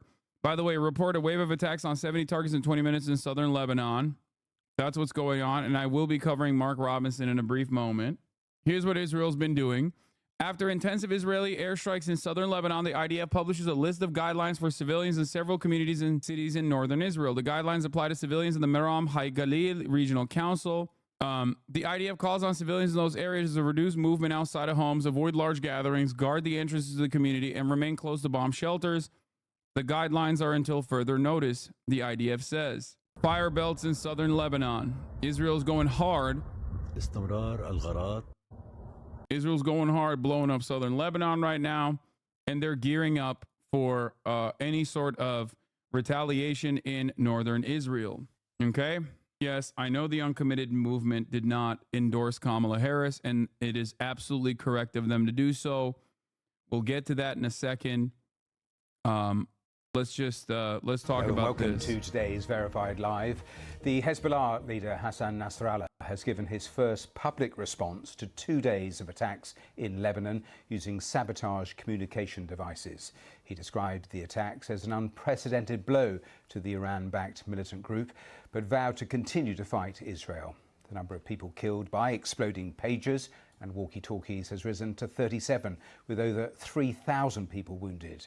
The Hezbollah leader said the operation crossed all red lines. Thousands of pages with... Can you answer my question? How do they do this from all buying the same pages and shit? They either intercepted a shipment of pagers that they suspected was going to Hezbollah, or they set up a shell corporation in Hungary that was operating under the banner of a Taiwanese corporation that was It's more likely that they intercepted the shipments. Targeted by the Israeli enemy and detonated at the same time. With this operation, the enemy crossed all rules, laws and red lines. Didn't care about anything at all. Not morally, not humanely, not legally. Let's go live to Beirut, live to our correspondent Hugo Bachega. Hugo, you listened to the entirety of that. Give me your analysis. Yeah, I think it was very interesting that he acknowledged that this was a massive security blow, unprecedented in the history of Hezbollah. And as expected, he promised a harsh punishment, but he didn't give any indication of how this response is going to be. But I think it was also interesting that there was no change in Hezbollah's position. Again, the indication is that Hezbollah is not interested in an escalation in this conflict with Israel. We've seen that for almost a year, Hezbollah has been attacking positions in northern Israel, saying that this is in solidarity with Palestinians in Gaza. Hassan Nasrallah again said that this campaign, these attacks are going to continue unless there is a ceasefire in Gaza. So this has been the main hope here to de-escalate these tensions between Israel and Hezbollah, and those negotiations for a ceasefire in Gaza have been unable to reach a deal. Hassan Nasrallah also reflected on those decisions that have been taken by the Israeli authorities to add the return of those residents who've been displaced from communities in northern Israel as one of the war goals. He said that these attempts by Israel will not succeed, and again that these attacks by Hezbollah are going to continue. So no clear indication of what Hezbollah is going to do. Again, as expected, some harsh words against Israel, saying that these attacks that happened here in Lebanon amounted to a declaration. By the way, there's like, there were journalists at the fucking funeral where the walkie-talkies exploded. Like, they were like Western journalists. So you're not even fucking safe. Like, technically, if you are anywhere where Israel has like set his sights on, set his crosshairs on, you were just not safe. This was a good take that I saw on Twitter. Why do so many health workers have Hezbollah pagers? Because Hezbollah pager isn't a real thing. Because that's what happens when supply chains are contaminated. Just because the propaganda needs you to be very stupid to believe it doesn't mean you're obligated to become that stupid. Please open your fucking eyes and open your minds a little bit. This is exactly the same fucking principle that I saw when like the Nord Stream pipeline exploded, and then the media was like, Russia did it to itself, and it literally made no sense. Okay, it just made no fucking sense, but the media still said it, and there were plenty of people who also repeated those talking points without even fucking thinking about it. You have no, like, once you intercept shipments of civilian communications devices, you have no way of fully knowing that those devices that are contaminated with explosives is going to be in the hands of civilians or people that you have considered your enemy, okay? It does not work that way. Oh, political parties and armed groups who don't like, or who you don't like or whatever, don't buy their supplies in big Looney Tunes box stamps, Bad Guys Inc. Does nobody understand how organizations source supplies? Has nobody ever had a job? Whether or not you're a big fan of Hezbollah ideologically or do not give them critical support in various political and armed actions is utterly immaterial here. You do not send weaponized electronics into the supply chain. Freak shit. The U.S. did this in Afghanistan. They had no idea what they were doing there. So they started arresting any Afghani wearing a Casio watch and waterboarding them in Guantanamo until they gave up info. I wish I was joking. I didn't know that. It's like poisoning a water supply. There's no guarantee who you'll kill. Like what currently happened in the West Bank. Yeah, Israel gets to do that too, though. Hey, enough.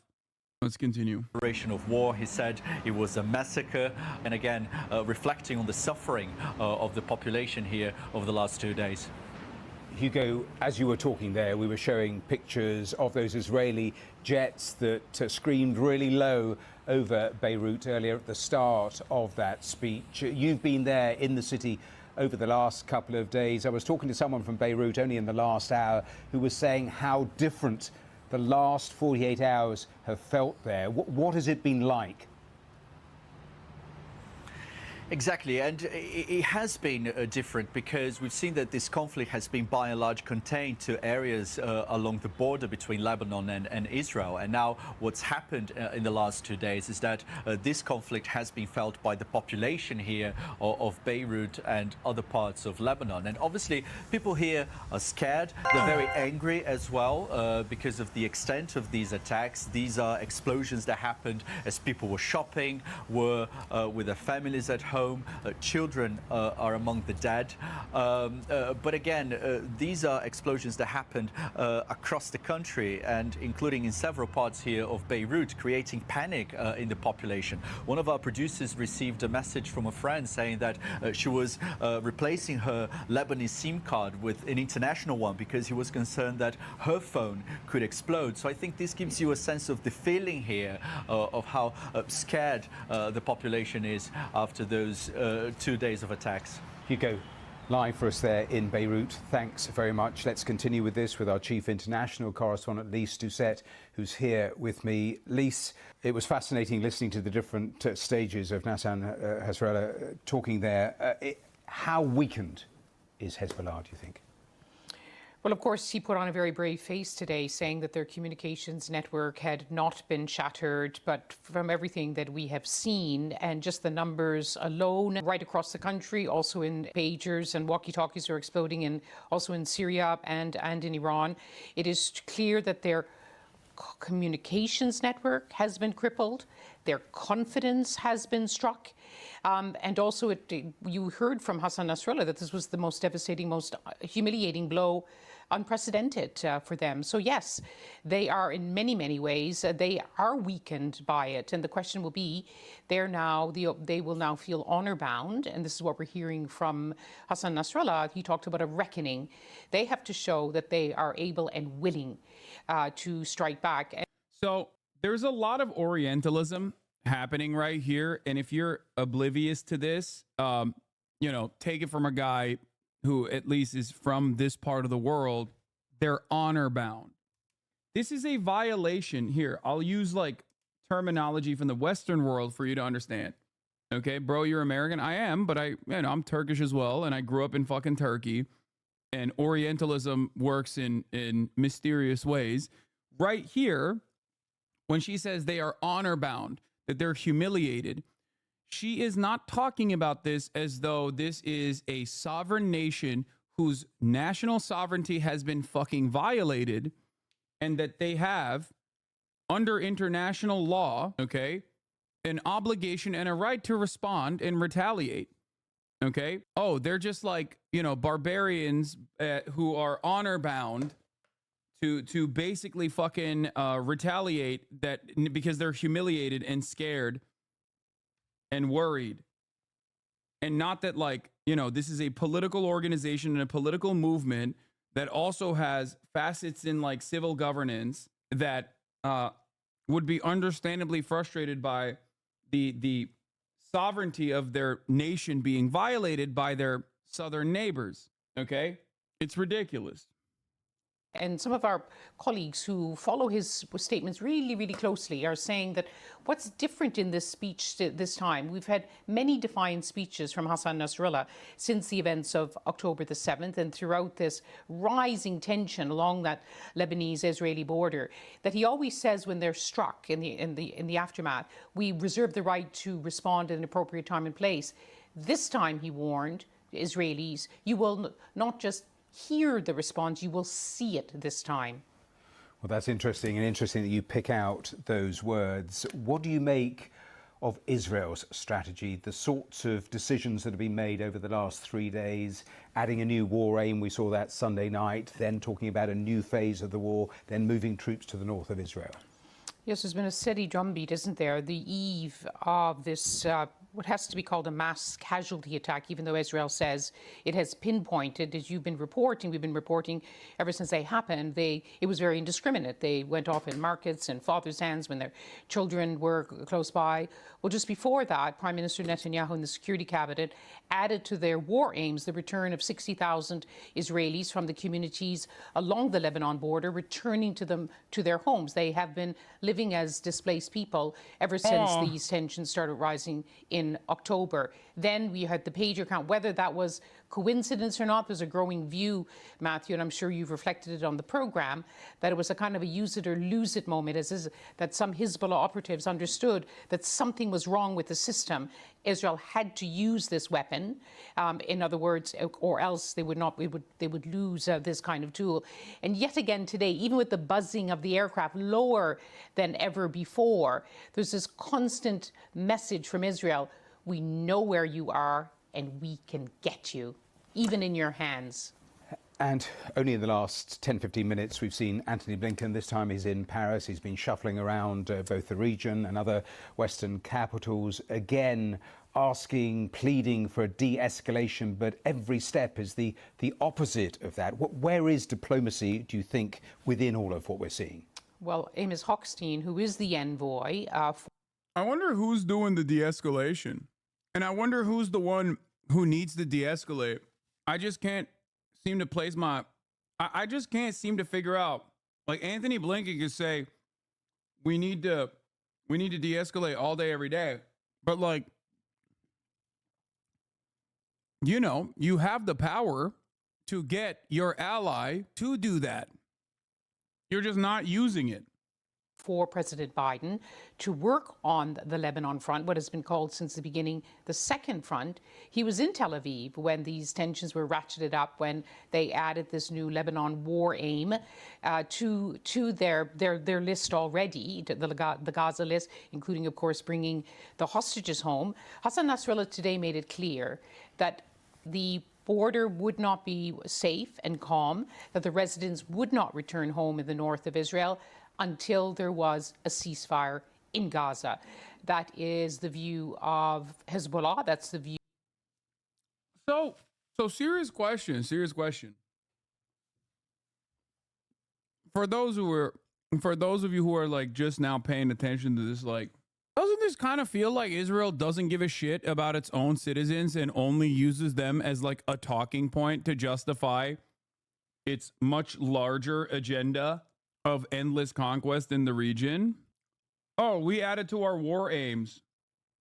Oh, the 60,000 Israelis that used to live in northern Israel, they can no longer live in their homes. Bro, the more this continues, the more people feel less safe in fucking Tel Aviv and shit, the more they're just gonna leave Israel.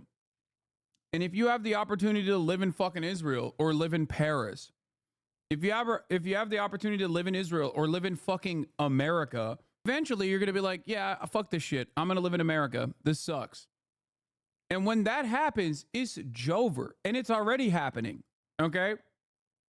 I don't think Israel, even from their own personal aims, their own personal ambitions, recognizes that reality. It's like, dude, if you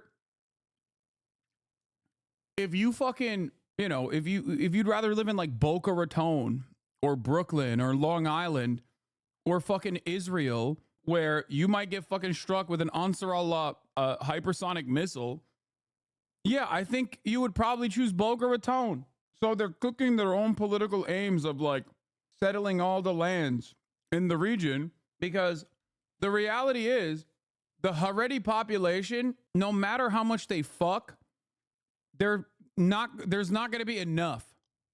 Okay? There's not going to be enough like psychopathic, rabid, far right settlers to resettle all of this area. Okay? It's just not going to work. You're going to run out of people. That's it. View of Iran, the only way to end this violence is to end the Gaza war. And yes, Antony Blinken is continuing to shuttle, he went to Cairo to talk to the Egyptians, who played a leading role. And there's a new proposal on the table. It doesn't seem as though it's one that can be acceptable to Sinwar, from everything we know about this most militant, the most even Hamas people describe him as the most violent in a violent organization, that he would not want to leave the Gaza Strip. But that offer is now being put on the table, it seems, from the reports that we've seen, that in exchange for releasing all of the hostages, that there would be so-called safe passage for Sinwar and other Hamas leaders to leave Gaza. But there are many who are saying that's just not the ilk of Sinwar. They're not going to leave. I was talking about Antony Blinken and the message around Lebanon and de-escalation. It's worth just playing. That's such a funny That's such a funny negotiation method. It's hilarious because it's like, first of all, why the fuck would Yahya Sinwar take that deal? Obviously, you're going to murk him after he fucking runs away from Gaza. So even on the self-preservation front, it doesn't make a lot of sense. But also, he would not take that deal anyway because, I mean, this is just a straight up propaganda deal. Okay, it's a fake fucking point that they're making. Because if they ever bit on that, the Hamas side ever bit on that, they could be like, see, they don't care about the Gaza civilians that we are killing. That's it. Like I think they mistake. Hold on. I think they mistake the enemy's ambitions. Okay? I think they personally misunderstand. If they are being genuine, and this is not simply like a cynical propaganda fake line that they're dropping in there to be like, see, these guys don't care about Palestine at all. They just care about themselves. Ultimately, even if they were not being cynical, but they were being sincere with this offer, then they're mistaking their own ambitions with the enemy's ambitions. Okay? It's a case of pure projection. What do I mean by this? It's like you're assuming that this guy and all of the Palestinian resistance has no interest in genuinely freeing Palestine, and they just care about themselves. A similar thing happened with Yasser Arafat, right? Who originally was very popular amongst the Palestinians, and then by the end of the negotiations process was very unpopular. But one of the last lines offered to Yasser Arafat was Bill Clinton being like, I'll make a sick ass mansion for you. Like, I'll give you a dope ass mansion that is, overlooking, I think it was like overlooking fucking Jerusalem, but you have to give Jerusalem to Israel. That was like one of the conditions that he tried to bargain with. And Yasser Arafat was like, yeah, that's great. Thank you for the mansion, but like, they'll just execute me in that nice home. That right there is a mistake. You're just assuming that like he also is a schemer in the same ways that you are. Like trying to bribe the leaders of the Palestinian resistance movement like this can be successful in certain instances. I get why you would try to do that for Yasser Arafat, but I don't think Yahya Sinwar is thinking about it from the same perspective. It also is in line with the we are going to militarily defeat Hamas ass argument. You cannot militarily solve a problem that is born out of a genuine need for emancipation. Okay? It's all the same shit. Israelis just cannot comprehend why people would be like, yeah, of course I'm going to fucking fight back. You just killed my entire family. Playing that clip in the next few seconds. France and the United States are united in calling for restraint and urging de-escalation when it comes to the Middle East in general and when it comes to Lebanon in particular. We continue to work to get a ceasefire for Gaza over the finish line. And as we discussed with some of you just a day ago, in Egypt, we believe that remains both possible and necessary. But meanwhile, we don't want to see any escalatory actions by any party that make that even more difficult.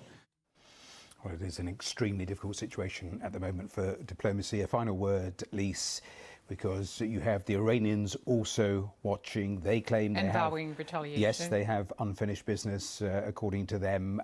How dangerous, then, is this moment that we've arrived at?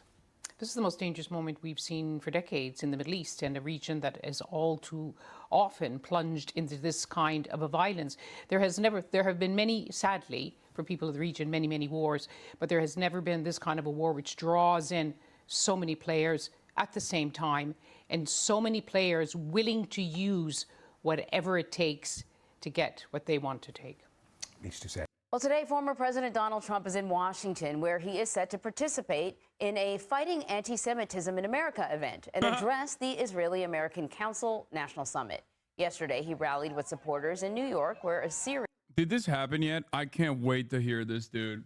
Donald Trump addressing anti-Semitism is so funny because he just like, he has that like, he has the classic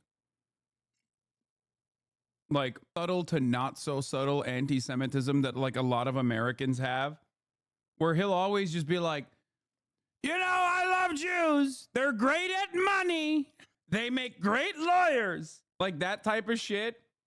And it's always so funny when he's like, yeah, like Donald Trump combating anti-Semitism is like, if you Jews vote for Kamala Harris, you have a mental disability.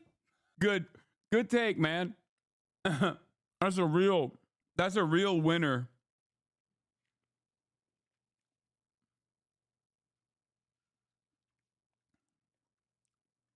Anyway, just, yeah. Don't forget, a Jew for Kamala is a Palestinian, that too. Series of close congressional races could decide which party controls the House in January. CBS News campaign reporter Torian Small is covering the Trump campaign for us from Washington today. Torian, always good to see you. A closer look at developments. We're going to take a closer look at developments in the race for the White House. What can you tell us about the events on deck for the former president today, and what angle is he taking when we talk about winning over the Jewish vote? Yeah, and Marie, I think before this campaign ends, he's going to say openly, I'm not going to say this word, he is going to call Jews R-worded for voting for the Democrats. I don't know why, but I genuinely believe he's going to do this. You said 0% chance? First of all, he has literally made fun of a disabled reporter last time he was running for president. Okay? All I'm saying is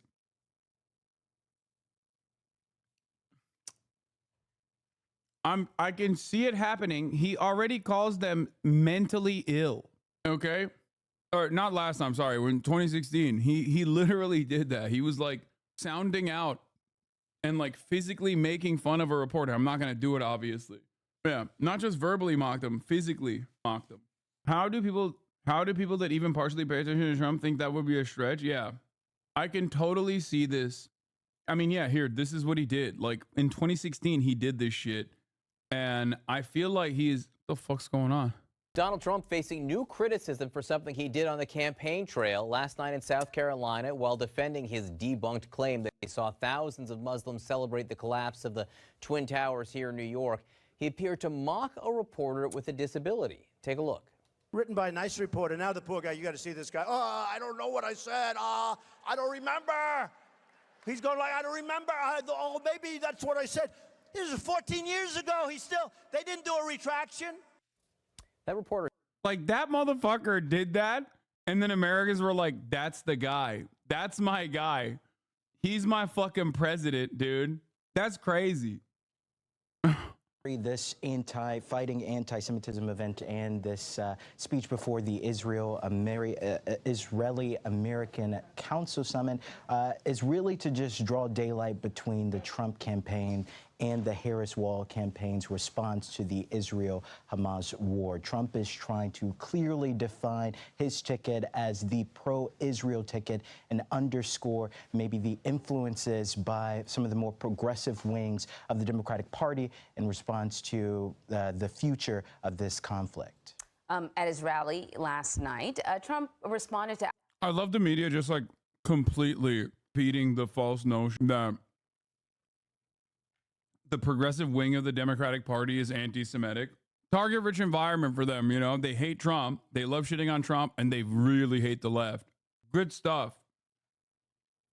Like, how do you just drop that in there as though that's like that's the position of the progressive wing of the Democratic Party is just Jew hatred? Like, how are you any different than Donald Trump? Like, that's crazy to just like accept that as a premise without saying this is like completely ridiculous. It's also additionally ironic because like young Jews are overrepresented in the progressive Democratic Party wing anyway. So that's why it's even funnier. What a fucking ridiculous statement. Yeah, all those anti-Semitic young Jews who are progressive. Classic. Why are you always eating? Because I'm a human being. And in order to sustain my fucking brolic nature, this body requires nourishing sustenance. I need 220 grams of protein every day. And I have 20 ounces of chicken, straight white chicken breast, in order to maintain that upkeep. Allegation or responded to the news that we were just talking about of Iran attempting to interfere in the election. Here's what he has to say. Iran hacked into my campaign. I don't know what the hell they found. I'd like to find out. Couldn't have been too exciting. But they gave it to the Biden campaign. All right, we should also note that the Harris campaign has also responded saying, in part, quote, we're not aware of any material being sent directly to the campaign. A few individuals were targeted on their personal emails with what looks like a spam or phishing attempt. We condemn in the strongest terms any efforts by foreign actors to interfere in the U.S. elections, including this unwelcome and unacceptable malicious activity. So should voters be concerned about foreign actors' potential involvement in the election? I think that's something we've been sort of talking about throughout the morning. Well, there you have it. We found it. I was waiting for this.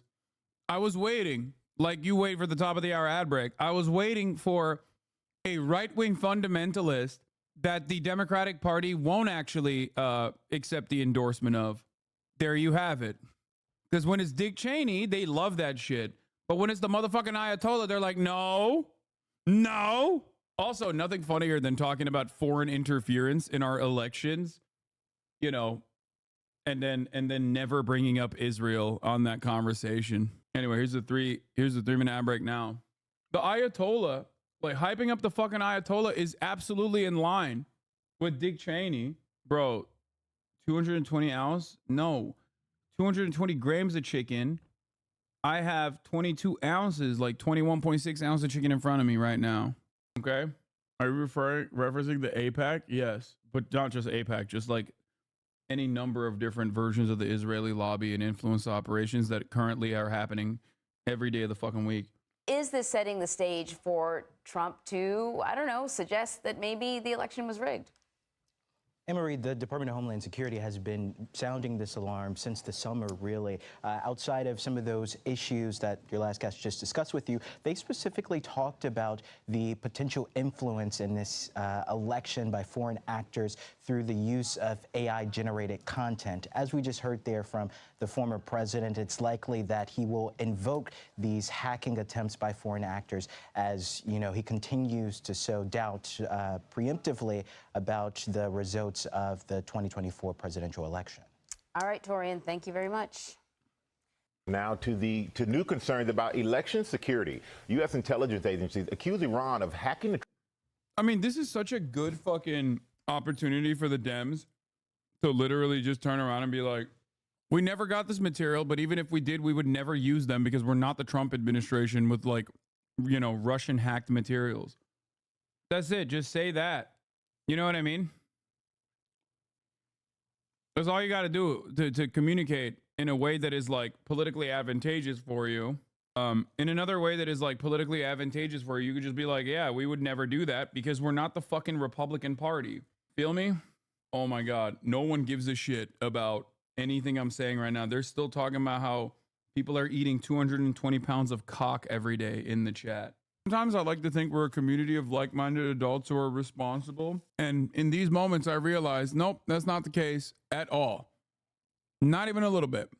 Okay? Not even a little bit. Trump campaign and sending stolen information to people associated with the Biden campaign. Chief Justice correspondent Pierre Thomas is in Washington with more. Good morning, Pierre.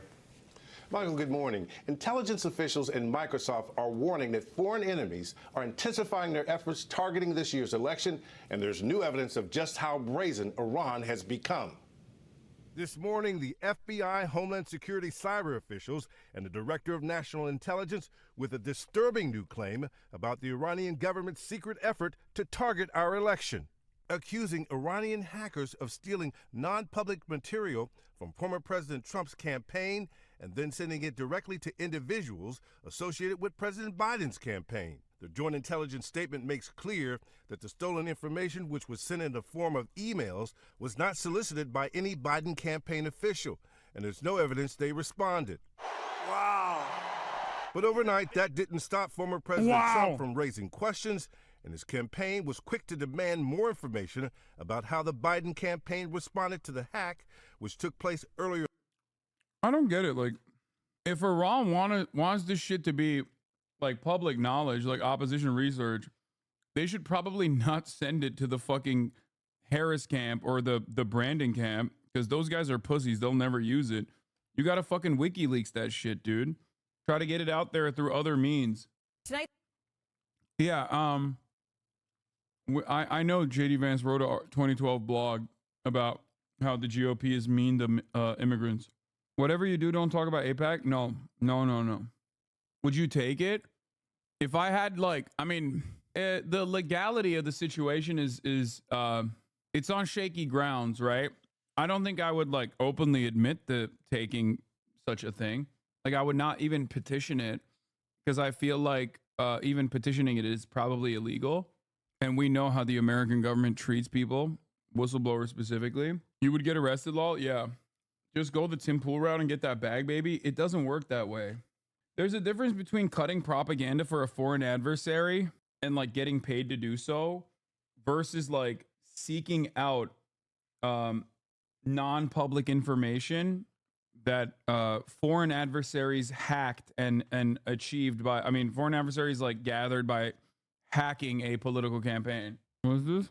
This Twitch streamer with over 5.5 million followers across social media platforms raised over $1 million for Palestine in days, and he's become one of the loudest voices for. It's so funny because they used my most Middle Eastern photo. Palestine. He's Hasan Piker. Hasan has a long history of supporting Palestine through different platforms and initiatives. He began his career with the Young Turks in 2013. As a host and producer at the Young Turks, he discussed many left-leaning political issues, including Palestine and Israel. In 2018, Piker began streaming political commentary on Twitch. He stated in an interview with GQ Middle East that around this time he used Twitch to practice live discussions around Palestine while gaming, which helped to reach a younger audience. He frequently criticized U.S. foreign policy in the Middle East for its disproportionate harms on Palestinians and other marginalized groups in the region. Hasan has been speaking up for Palestine non-stop since October of 2023. That month, he raised over $1 million for organizations supporting Palestinian children and families. His audience alone raised $180,000 in the first 40 minutes of the campaign. Piker also started making the rounds of various news outlets during this time to discuss the genocide. Here he is on BBC News. It is perfectly valid and understandable to assume,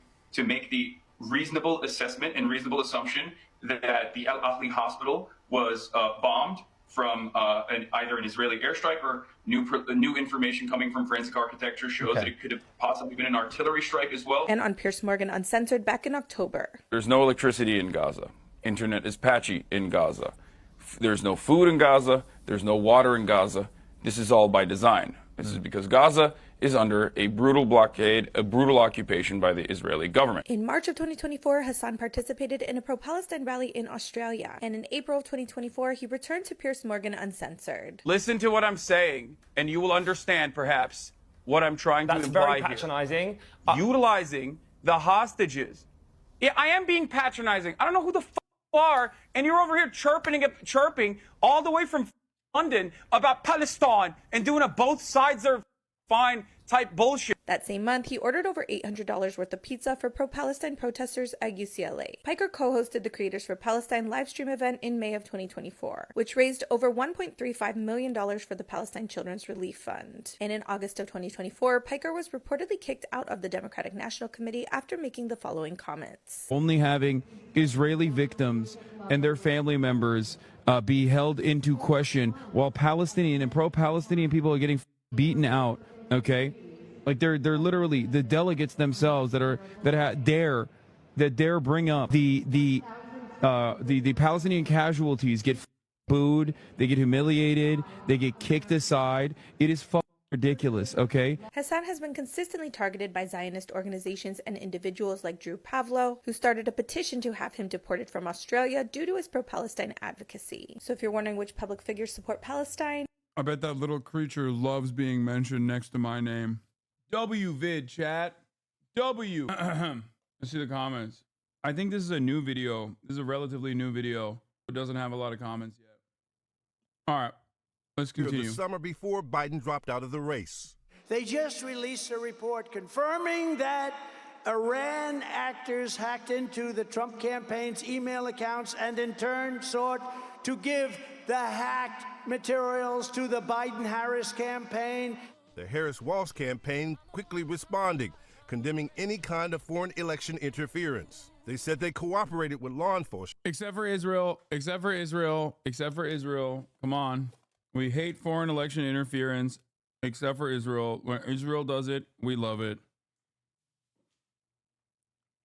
Israel gets to do it, and you better not fucking speak out against that, or I will explode your telecommunications devices.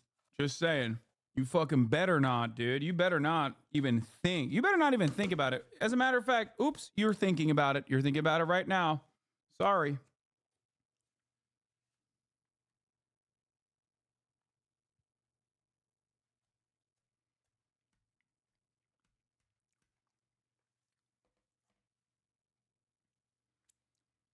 I like that. I mean, one outcome of this is BDS. You know what I mean? Maybe more people will be like, out of self-preservation, try and do BDS now to be like, yeah, you know what? I'm gonna think twice about my fucking soda stream or even my like Intel processor if it was made in Israel. I love chatter saying, what is BDS? BDS is boycott, divestments, and sanctions on the state of Israel. It is a peaceful movement. It's a peaceful civil disobedience movement tailored around the successful BDS initiative against apartheid South Africa. And because it's good and peaceful and smart, it is also illegal in multiple American states to support, which is a direct violation of First Amendment rights. Noting that they were unaware of any stolen information being sent directly to the campaign. Instead, they say it went to the personal email of individuals. Yeah, I did cover the nasty Dan Aykroyd-looking congresswoman asking activists if they have pagers on them. Tied to the campaign, and that it looked like spam. On Wednesday, the president and vice chairman of Microsoft issuing a stark warning to Congress. There are real and serious threats, and it is an election where Russia, Iran, and China are united with a common interest in discrediting democracy in the eyes of our own voters. But this has also become an election of Iran versus Trump and Russia versus Harris. Intelligence officials say that foreign election interference may only get worse down the stretch of the campaign, and Microsoft is warning that the final hours before the election. Bro, I'm gonna keep it $150, no disrespect, but like honestly, the fatwas and shit, like, bro, they couldn't even kill what's the guy? Salman Rushdie, okay? All right, that's the guy, right? The one who wrote the book. Like, these guys have no smoke, okay? Straight up. If you can't kill Salman Rushdie, there's just no way you're getting to fucking President Donald Trump. You know what I mean? It's just not. It's not happening. Like they caught. Like, think about it this way: Salman Rushdie got stabbed. Okay, he got stabbed in a pretty brutal way, but it's like he has no protection, dude. He's just a guy, bro. He's just a guy who writes books, not the motherfucking former president. Likely will be the most active and perhaps the most scary, Rebecca. Those critical 48 hours. Okay, Pierre, thank you so much. Meanwhile, Israeli officials say they foiled an Iranian plot to assassinate Prime Minister Netanyahu and other top leaders. Police and intelligence officials are accusing a 73-year-old Israeli businessman of smuggling himself into Iran to meet with intelligence officials there. Wait, what? Yo, free my mans.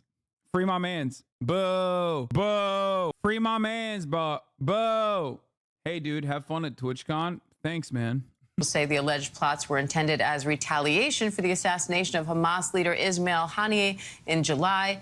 ABC's Lama Hassan joins me now for more on that. Lama, what's the latest?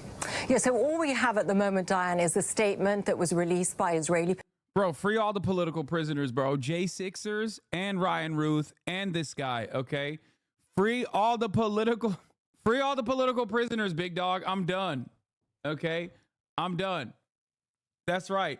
Free Ashley Babbitt. High school walkout for Ashley Babbitt. Well, she's dead. She can't be freed. But like all the J6ers, bro, free them. That's my take, okay? My take is free all the motherfucking political prisoners out there. They ain't do nothing wrong. Police and domestic intelligence, and that is that. Be careful at TwitchCon. See, this is one of the most annoying things about it is like, I can't tell if this is like a parasocial chatter who's like genuinely worried about my safety or someone issuing a threat. And, you know, just chill, okay? It's going to be all right. I got hella security as always. Like, I never know. It's usually a parasocial guy who is like worried. But still, you got 5 guards with guns, you fine. Why would you know that? Why do you know that? I'm trolling. No, I do have hella security. Come on. I also have I have 1,000 NATO trained Afghan troops who recently came to the United States of America through illicit means and were previously going to be shipped off to Taiwan, but now they have a lot of free time on their hands, okay? They have a lot of free time on their hands because, unfortunately, the guy that brought them in to the United States of America through illicit means is now currently serving an unjustifiable prison sentence for exercising his right to bear arms. I'm talking about Ryan Ruth and his Taliban army. Okay? They are NATO trained. They are NATO trained, and they know that I'm the number one NATO guy, okay? There is no one more pro NATO than me out there, which is why they're, of course, going to defend me. An Israeli citizen who has been identified as 73-year-old Moti Maman from southern Israel. He was arrested on suspicion of being involved in a plot to assassinate Prime Minister Qatar funded? I am low-key Qatar funded, like not even low-key, high-key. Qatari cat. There's a couple fucking Oilers who are literal Oilers, I believe, who routinely fucking pump gifted subs in this chat. Qatari cat, Qatari dancer. There's a couple of them. Well, there it is. See, I told you. I'm in the pocket of big Qatar. He just lets it rip, dude. That Turk-Qatar relationship is bountiful. Also NATO. Benjamin Netanyahu, an Iranian plot, they believe. They also believe that he was recruited by Iranian intelligence. He was smuggled in twice to Iran and reportedly received payment for carrying out missions. In this statement, they also said that he was a businessman who had lived in Turkey and had Turkish contacts. He had helped get him into Iran. He also had at least 2 meetings in Iran to discuss the possibility of not only assassinating the... Free him, bro. Free him. He ain't do nothing wrong, bro. I didn't realize going to Iran was illegal. Chill. Prime Minister, but also the Defense Minister Yoav Gallant or the head of the Shin Bet Domestic Intelligence Agency. Now, the statement also points out that he was arrested last month, but this information has only come into us today, and we don't know how far along Maman was with his alleged plot, Diane.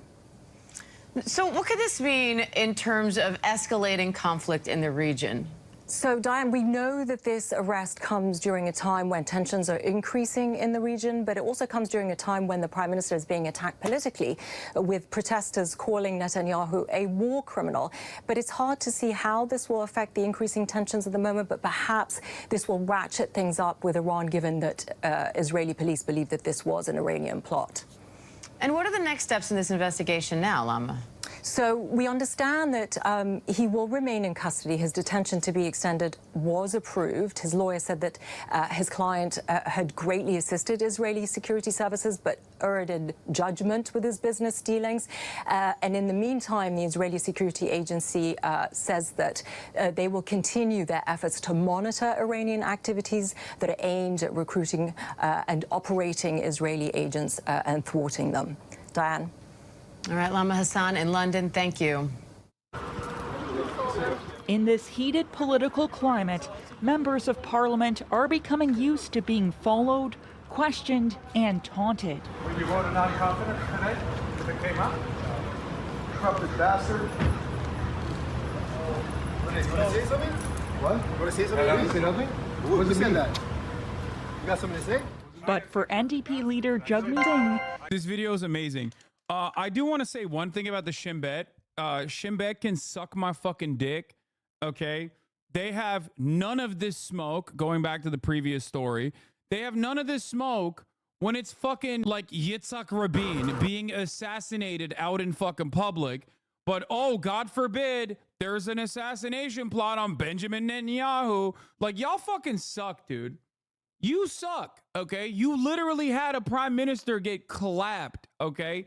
You have absolutely zero smoke for, like, far-right, psychopathic, rabid Zionists from America half the fucking time who come in and, like, murk motherfuckers left and right, whether it be motherfuckers who are in the West Bank doing that to the Palestinians, or whether it be motherfuckers doing it to, like, the prime minister, okay? Meanwhile, the dudes who called for the assassination, okay, the dudes who called for the fucking assassination of Yitzhak Rabin are now the prime minister and the head of the national police, bro. Like, Itamar Ben-Gvir straight up held up this dude's Cadillac ornament and was like, we have his car. We reach his car. Tomorrow, we reach his life. Okay? And now that motherfucker's the head of the police, the head of, like, national security. Okay? Or interior security. Great stuff from this fucking stupid-ass country. Dumbass, racist-ass apartheid state. Can't do nothing right. Oh, the Israeli guy. He went to Iran. Arrest him. Okay. Fuck you, dude. Shit pisses me off. In this heated political climate, members of parliament are becoming used to being followed, questioned, and taunted. You want to say something? What? You want to say something? You say nothing? What does it mean? You got something to say? But for NDP leader Jagmeet Singh, this particular provocation went too far. Was it me? Was it you? No. You sure? If it was me, I'd admit it, buddy. Oh my God. He's such a bitch, dude. Sorry, if it was me, I'd admit it, bud. Just straight up bitched out, dude. Oh, bud, it's not me, bud. Was it you or not? If it was me, I'd admit it. Would you say that? Singh got up close, confronting two men after being insulted. My word, you sure it's not you? No, 100%. You're a coward. You're not going to say it to my face. That's what's up. Say what? If I said something like that to you, I'd admit it. The incident unfolding right in front of the Parliamentary Protective Service. It happened here, just steps away from the House of Commons, where around the corner protests are ramping up. Targeting the Prime Minister and other elected officials on their way to work. Why are these people allowed to get so close to us? It's left some MPs shaken. Somebody's going to get hurt. And I think what happened today was an absolute disgrace that a national leader was left by himself to defend himself. This isn't the first time Singh has faced aggressive verbal attacks, and he's not the only one.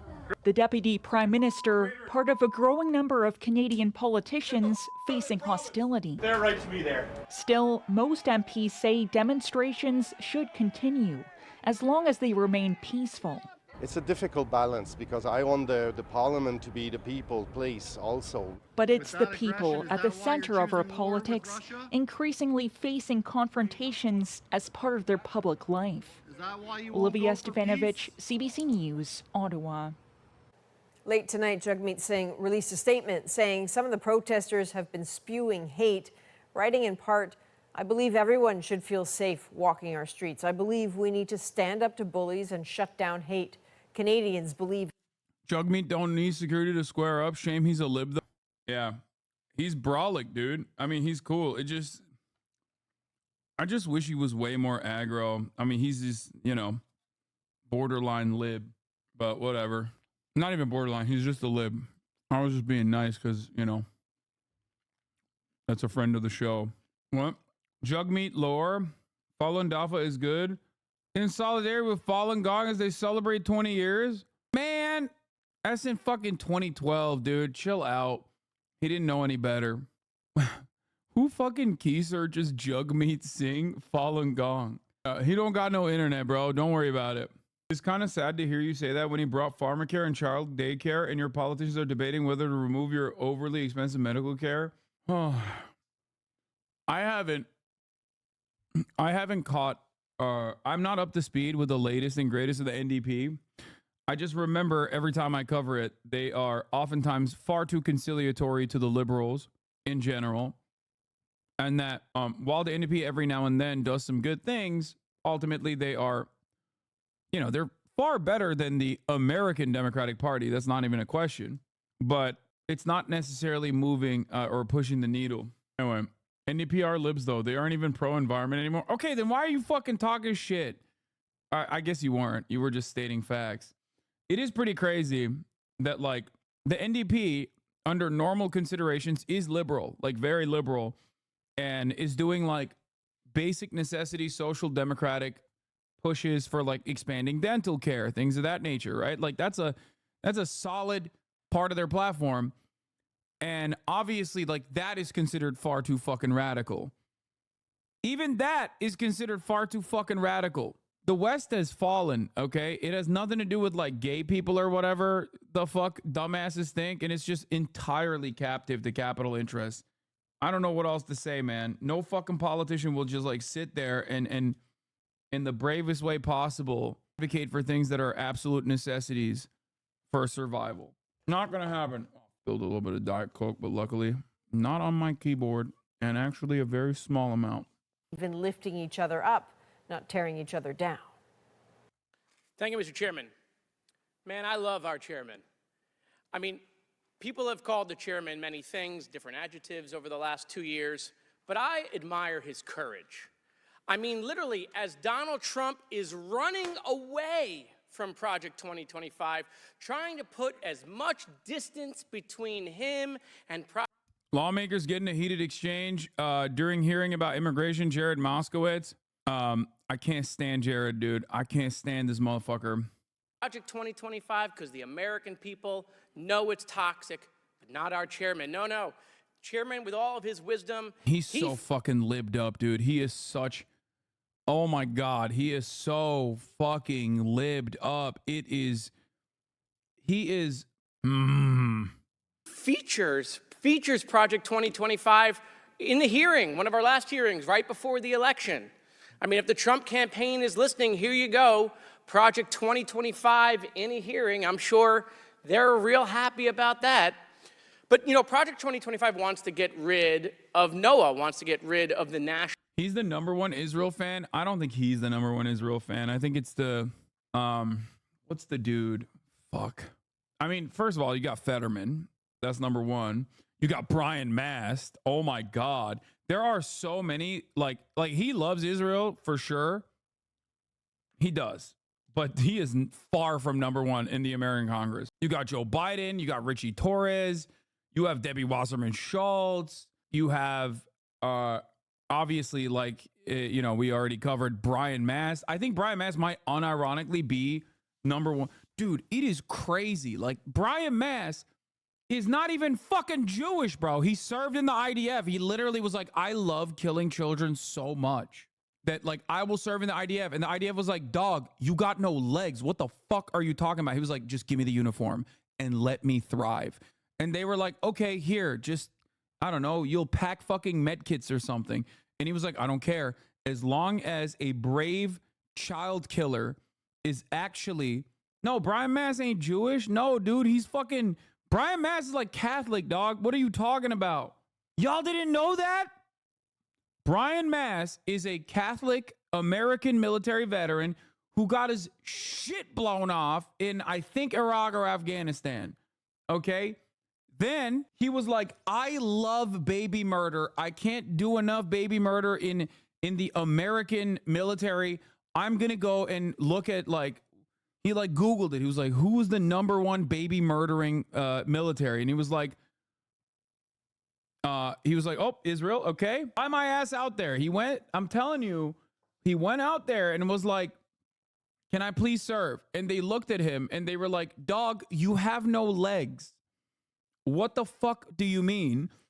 And he was like, it doesn't matter. I love what you guys are doing. Let me help in some way. Okay. And that's what happened. He just like set up.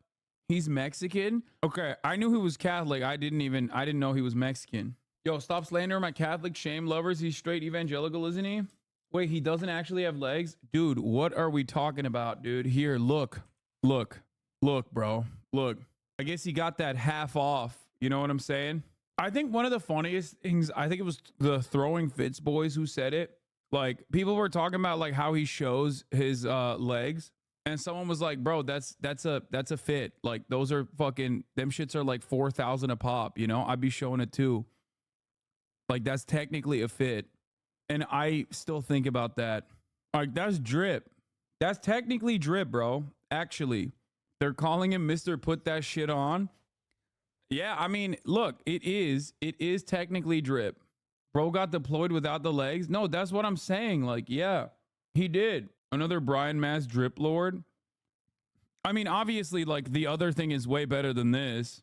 Like, when he's walking around like fucking Cyberman over here, looking like Cyberpunk.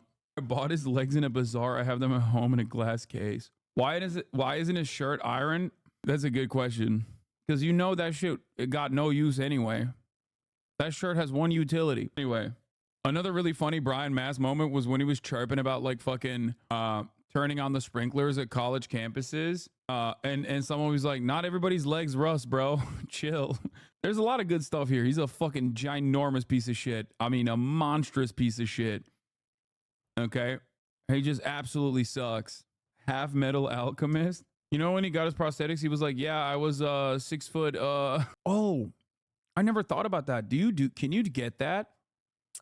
Like, let's say you're like 5'7", right? And then you get your shit blown off. And then when you get the prosthetics, like you gotta be like, make me 6'4". Like, that's because you could customize your height. 100%. That makes the most sense. My friend gained 4 inches. Well, I don't know about your friend, but I think Brian Mass lost 4 inches in other places. So he might as well have gained 4 on his height. You know what I mean? Damn, this guy's good.